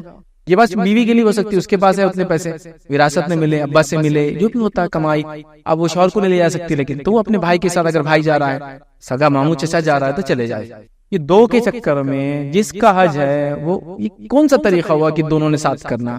پوچھوں گی اس مرد سے جو کر سکتا تھا اور نہیں کیا اور مر گیا اگر تو کہ تو نے فریضے کو خامخواہ اتنے دن ٹالا، اتنے دن لیٹ کیوں ہوا؟ تو لہٰذا بالکل نہیں، 2 لوگوں کا چکر مت رکھیے، جس کو موقع ملے کر لیجیے جا کے، ٹھیک ہے؟ ضروری یاد ہے۔ اسی طرح جو ہے دونوں کرنا چاہتے ہیں، یہ کہ تیسرا یاد رکھیں ماں باپ نے نہیں کہ میں کیسا کروں گا، جیسے میری استطاعت ہو گئی، استطاعت نہیں ہوں میں سعودی میں جاب کر رہا ہوں، موقع مل گیا، ٹھیک ہے؟ استطاعت نہیں موقع مل گیا، وہی ہوں نا، ابھی خالی جانا ہے، کفیل بولا جاؤ جا کے آ جاؤ، نہیں نا میں نہیں جا سکتا صاحب، کیوں؟ ماں باپ نے نہیں کیا نا، اور یہاں ماں باپ کو صرف تو اگر حج کو گیا تو میں اپنے جو کما کے کھلایا تو کو بخشوں گا نہیں، باپ سے بولے حج کریں گا تو ماں بڑی دودھ نہیں بخشوں گی جب تک تم میرے کو پہلے کرانا تو نے، تمہارا میں نہیں جاتا حج۔ یہ کون سی مطلب حج کو کیا آپ نے کچھ بیچ سمجھ لیا ٹوریزم کا، یا کوئی لقب سمجھ لیا کہ آپ اپنا جس کی استاد جس کو موقع ملے اس کو چھوڑ کر آپ پہلے میرے کو کرانا چاہیے؟ یہ کوئی وہ نوالا تھوڑی ہے کہ سارے لوگ گھر کے بھوکے اور میں کھا رہا اور ماں باپ کو نہیں دے رہا ہوں۔ ہاں وہاں تو بولو ماں باپ آپ کھائیے میں بھوکا رہوں گا، لیکن یہ استاد میری ہو گئی، ماں باپ کی نہیں ہوئی استطاعت، تو ماں باپ کی وجہ سے میں کیسے نہیں جاؤں گا؟ مطلب تعجب کی بات ہے، مطلب اگر ماں باپ زکات نہیں دیتے تو میں بھی زکات نہیں دوں گا، میرے پاس انکم ہے میری زکات ہے، میں نہیں میرے باپا زکات نہیں تو میں بھی کیسے دوں گا؟ میں تو ابا ناراض ہوئیں گے نا کہ بیٹا زکات دے رہا میں کیوں نہیں دیتا؟ یہ کون سی بات ہے؟ ابا کی استطاعت نہیں، ابا زکات دیں گے، میری استطاعت نہیں میں زکات دوں گا، ابا کے پیسے میں ابا آج کریں گے نہیں ہو سکا، لیکن میرے پاس اتنا پیسہ ہے کہ میرا ہو سکتا ہے، نہیں بولے ماں باپ کو جب تک نہیں کروں گا میں بھی نہیں کروں گا۔ ارے فرض تم پہ ہوا، حج ایک مالی عبادت ہے جس کا تعلق مال سے ہے، عمر سے نہیں ہے، رشتے سے نہیں ہے، ابا سے نہیں، امی سے نہیں، بیوی سے نہیں ہے، جس کے پاس مال ہے وہ حج کرے گا، جس کے پاس زکات ہے وہ زکات دے گا، مطلب نصاب سے مال بچے گا وہ دے گا۔ نئے علاقہ نہیں ابا زکات نہیں دے رہے میں کیسا دوں گا؟ میں نہیں دوں گا۔ ابا کا حج نہیں میں کیسا کروں گا؟ ابا کی نہیں کرے لیکن ان کی استطاعت نہیں، اللہ نے تجھے موقع دیا کر لے بھائی، تو یہاں ماں باپ نے کیا میں نہیں کروں گا، یہ بھی ایک عجیب و غریب بہانہ ہے۔ ماں باپ کی استطاعت نہیں بھائی، ہوں گی تو وہ بھی کریں گے، اللہ نے اگر آپ کو دیا اتنا تو نہیں کرائیں گے کہ آپ کرائیں گے، لیکن ابھی پوچھ کس سے ہوں گی اگر آج مر گئے آپ تو مجھے بتائیے؟ آپ سے ہوں گی، ماں باپ سے نہیں ہوں گی۔ اللہ نہیں پوچھیں گے تو ماں باپ کیوں نہیں کرائے؟ ہاں آپ نے خود کھایا اور ماں باپ کو نہیں کھلایا تو پوچھوں گی تو بھوکا رہنا تھا ماں باپ کھلانا تھا۔ حج میں استطاعت سے تعلق ہے اس کا، جیسا کہ نماز کا وقت ہوگا تو مجھے نماز پڑھنا ہے، میں یہ بولتا ہوں کہ نہیں ابا نماز نہیں پڑھے اب تو وہ نہیں پڑھے میں نماز نہیں پڑھ سکتا آگے جا کے، کیسے؟ تو تیرے پاس وقت ہو گیا، تیری استطاعت ہے، تجھے صحت دی اللہ نے، تو نماز پڑھو بھی، ان کا لگا ہے ٹھیک۔ اسی طرح بچوں کی شادی باقی ہے، چونکہ بچوں کی شادی میں اتنا ہیوی اماؤنٹس ہم لگاتے ہیں کہ ظاہر سی بات ہے وہ شادی کے لیے اتنا پیسہ جمع کرنا ہوتا ہے کہ پھر وہ شادی میں چلو لڑکی کے لیے کوئی کرتا ہے، چونکہ سماج نے مجبور کر دیا ہے، وہ جائز نہیں لیکن مجبور کر دیا، میں سمجھتا ہوں۔ لڑکوں کے لیے بھی لوگ کر رہے ہیں، ولیمہ کرنا ہے، چونکہ ولیمہ اسٹیٹس ہے، شان ہے. بیٹی کی اس میں تو ہم یوں گھوم رہے تھے، لیکن ولیمہ میں تو وٹ نکالیں گے، پورے ایسا گھومیں گے، ایسا باندھیں گے کچھ تو بھی ایسا یہاں سے وہاں تک جانا، ادھر سے مرغی کلغی، اور اس کے بعد الگ الگ قسم کے ڈریس پہنیں گے. یہاں تو مطلب یہ جو عزت ہے الگ ہی عزت ہے. 3 گھنٹے کی عزت، شام میں 8 بجے سے 11 بجے تک، اس کے بعد کھلی ولی کوئی پوچھتا نہیں بعد میں. 3 گھنٹے کی عزت کے لیے 10 لاکھ روپے لگا رہا ہوں. میرے پاس طاقت ہے، اللہ نے مال دیا ہے، میرے بہت رشتے دار ہو جاننے والے ہیں، میں سب کو بلا کھلانا چاہتا ہوں، ٹھیک ہے، اس میں کوئی شان اور فخر کی چیز نہیں، لیکن وہ شان اور فخر کا بیج بن گیا. لہٰذا اب لڑکیوں کے لیے جو مجبور ہو کے بیچارے سوچ رہے کہ لڑکی والے سنیں گے نہیں، ظلم کر رہے ہیں، ٹھیک ہے سمجھ رہا ہوں. لڑکوں کے لیے بھی تم رکھ رہے ہو اور حج کو نہیں جا رہے ہو. نہیں ولیمہ کرنا ہے نا، بچہ کیا بولیں گا، پہلے بچے کی شادی میں لگا دی، دوسرے بچے کی شادی میں لگا. ارے فریضہ حج ہے، ولیمہ فرض نہیں ہے. ولیمہ سنت ہے، جس کی استطاعت ہو وہ کرے، جس کی نہ ہو نہ کرے. نبی اکرم صلی اللہ علیہ وسلم کا ایک ولیمہ ہوا، کیسے ہوا؟ نبی اکرم صلی اللہ علیہ وسلم نے صحابہ کو اعلان کرنے لگا، سب لوگ اپنے گھر سے کچھ لے کے آئے، سب لوگوں نے اپنے گھر سے کچھ کھانے کا سامان لایا، سب بیٹھے اور نبی اکرم صلی اللہ علیہ وسلم نے کہا کھاؤ، یہ میرا ولیمہ ہے. سب نے کھانا لایا، سب نے کچھ لایا، کسی نے کھجور لایا، کسی نے جو لایا، کسی نے یہ لایا. نبی اکرم نے اس کو لیا اور ایک چمڑے کا میرے دستہ تھا بچھایا اور سب کو لے کے ایسا مل دیا، اس کو مل دیا، جس سے قسم کو ملیدہ بن گیا، ہم بولیں گے عام زبان میں، مطلب آٹا بھی ہے، کھجور بھی ہے، گھی بھی، مل دیا. اور سب نے لایا تھا، وہ آپ صلی اللہ علیہ وسلم کچھ نہیں تھا، سب نے لایا تھا، انہوں نے مکس کیا اور سب کو کہا کھاؤ، یہ میرا ولیمہ ہے. کیسا ولیمہ تھا یہ؟ مطلب میں آپ کو کہوں کہ بھائی چلیے آپ لوگ سب ڈبے لے کے آئیے اپنے شام میں میرے ساتھ، ہم لوگ مل کر میرا ولیمہ منائیں گے، اور آپ سب نے اپنا اپنا کھانا لایا، ہم سب ملے اور سب نے کھانا کھایا، ہو گیا ولیمہ. تو ولیمہ تو یہ ہے. اب لیکن وہ بیج آف آنر چاہیے نا. ولیمہ کیا تھا بیٹے کا، ولیمہ کیا تھا دوسرے بیٹے کا، ولیمہ کیا تیسرے کا بیٹے کا ولیمہ، مطلب یہ سب بیج چاہیے. اس کے چکر میں کیا ہو رہا، حج نہیں ہو رہا. شادی وادی کا چکر چھوڑو بھائی، لڑکیوں کے لیے مجبوری میں سمجھ رہا ہوں، لڑکوں کے لیے بھی تم کر رہے ہو. سبحان اللہ. آپ کسی کو 4 بچے ہوں گے، ہر بچے میں 5 لاکھ خرچ کریں گے تو 20 لاکھ تو خالی ریزرو رکھنا پڑے گا، اس کو حج ہو جاتا اس کا بھی. ٹھیک ہے، بہرحال حج اول ہے. اسی طرح جو ہے ریٹائرمنٹ کی بات کریں گے، ایک زبردست غلطی ہے، ریٹائرمنٹ کے بعد حج کریں گے. مجھے بتاؤ ریٹائرمنٹ اللہ تعالیٰ نے اتنی عمر دیا، کون بتائیں گا؟ ریٹائرمنٹ کے دوران، جاب کے دوران ہی میرے پاس اتنی انکم ہو گئی کہ میں حج میرے فرض ہو گیا، تو گناہ گار تو میں ہر سال ہو رہا ہوں، ہر سال ہو رہا ہوں. لیکن یہ کس نے گارنٹی دی کہ آپ ریٹائرمنٹ میں زندہ رہیں گے ریٹائرمنٹ تک؟ بتاؤ نہیں. جب مر جاؤں گے تو صحابہ کے قول ہے، تو عمر کا قول ہے اس میں سے کہ تم یہودی مرو یا نصرانی مرو یا مجوسی مرو، پھر اگر حج نہیں کیا تو جو چاہے وہ تم مرو، کیا کرو گے بتاؤ؟ یہ ایسا ہو جائیں گے. ٹھیک ہے، لہٰذا یہ ریٹائرمنٹ وغیرہ کے چکر میں مت جائیے. ہو گیا آج موقع ہے، ریٹائرمنٹ جب ہوگا دیکھا جائے گا ہم آگے. ایک اور بہانہ یاد رکھیے، گھر کی ذمہ داری بہت زیادہ ہے. یہ گھر کی ذمہ داریاں سب کے پیچھے اور کبھی چھوٹنے والی نہیں. تھوڑا سا شفٹنگ کر کے، تھوڑا سا سیونگ نکال کے، تھوڑا سا گھر والوں کے لیے، جیسا مثال سے ایوری منتھ آپ کے پاس اگر اتنا انکم ہے آپ کی 10,000 بچا سکتے ہیں تو آپ بچانا شروع کریں. انشاءاللہ 4 سال میں حج کتنے پیسے ہو جاتے ہیں پھر آپ کے پاس. اگر بچتے ہیں 10,000 نہیں بچتے تو 5,000 سیونگز کیجیے. جو بھی ہوتا کوشش تو کرو، تاکہ اللہ نہ کرے اگر موت آ بھی جائے تو اللہ کے پاس کون سی، یہ تو لکھا جائے کہ نیت رکھتا تھا حج کرنے کی، بندہ نہیں کر سکا، لیکن یہ ایک الگ بات. ٹھیک ہے، تو گھر کی ذمہ داری بہت ہے. ٹھیک ہے، ذمہ داری بہت ہوں گی لیکن کوشش کرتے رہنا چاہیے. اس طرح ایک اور بہانہ ہے، حج کو گناہ معاف کرنے کا ذریعہ بنا لیا. تو لہٰذا ابھی زندگی باقی ہے نا، تو ابھی حج بعد میں کریں گے تاکہ حج سے آئے وقت پھر نیک بن جائیں گے.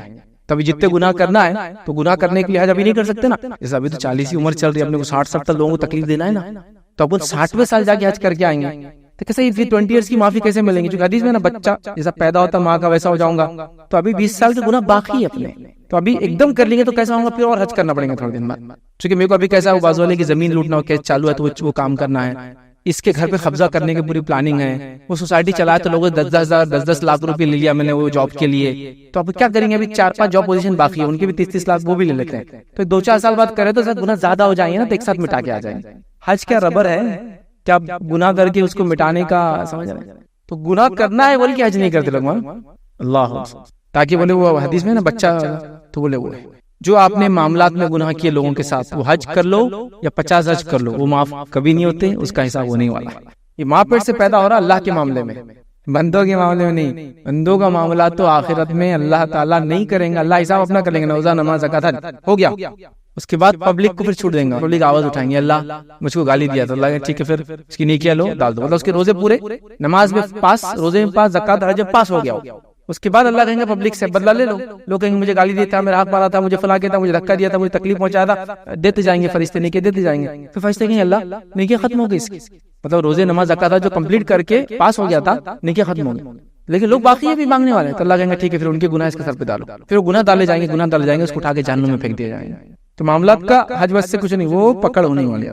ٹھیک ہے، تو لہٰذا گناہ باقی بول کے حج نہیں. اسی طرح جو کوشش نہ کرنا اور یہ کہنا اللہ بلائیں گا تو چل جائیں گے.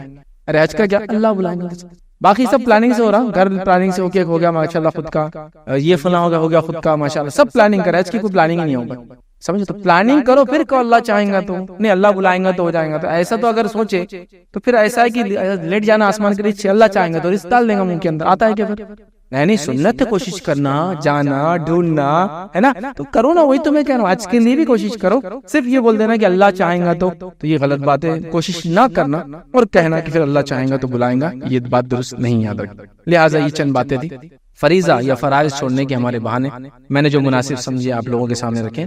پانچوں فرائض کو ہم نے دیکھا اور چند باتیں جو عموماً لوگ بیان کرتے ہیں بہانے بناتے ہوئے رکھنے کی کوشش کی. مقصد یہ تھا کہ اپنے فریضے کو ہم دل لگا کے دل جوئی سے ہم کریں، اس لیے کہ بہت اہم چیز ہے. اللہ کے محبوب بندے یہ کرتے ہیں اور اسی سے بندہ اللہ کے قریب پہنچتا ہے. یاد رکھیے تو یہ اہم باتیں تھی، سب کے سب فرائض تھے. اس میں دو چیزوں کے تعلق سے خاص کہوں گا، توحید اور نماز.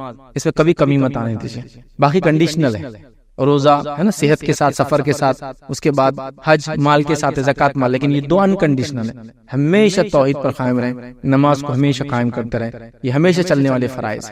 رمضان میں روزہ ایک بار آئیں گا سال میں، زکوٰۃ ایک بار ہوں گی، حج زندگی میں ایک بار آئیں گا. یہ روز آتے ہیں. توحید پہ ہمیشہ رہے، آنکھ کھلی تو توحید اور آنکھ بند ہو تو توحید. اور نماز ہمیشہ قائم کرو جب تک کہ موت نہ آ جائے، نماز جڑے رہے. دو چیزوں کو آپ ایک دم گھٹی میں ڈال دیں اپنے آپ کی اور اپنے بچوں کی، تاکہ ہم اس پہ جو ہے جمے رہیں. اسی پر اپنی بات کو میں ختم کروں گا. اللہ رب العزت سے دعائیں کہ اللہ سبحانہ تعالیٰ ہم کو اپنے فرائض کا پابند بنائے. اللہ رب العزت جو فرائض میں کوتاہیاں ہوئی ان کوتاہیوں کو ہمارے معاف کرے. اللہ رب العزت ہمیں آنے والی زندگی میں اپنے فرائض کو ادا کرنے کی توفیق عطا فرمائے. اللہ رب العزت ہمیں اور ہماری نسلوں کو فریضہ یا فرائض کو ادا کرنے کی توفیق دے. اللہ سبحانہ تعالیٰ جو لوگ مصیبت زدہ ہیں ان کی مصیبت کو دور کرے، جو تنگ دست ہیں ان کی تنگ دستی کو دور کرے، جن کے گھر کے مسائل اور مسائل کو حل کرے، جن کے بچیوں کے مسائل اور مسائل کو حل کرے.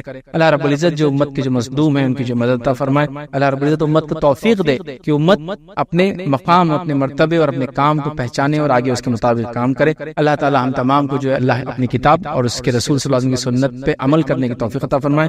اس کا سمجھنا، پڑھنا، عمل کرنا ہمارے آسان کرے. جب تک زندہ رکھے اسلام اور ایمان پر زندہ رکھیے. خاتمہ ایمان پر ہو. وآخر دعوانا الحمدللہ رب العالمین.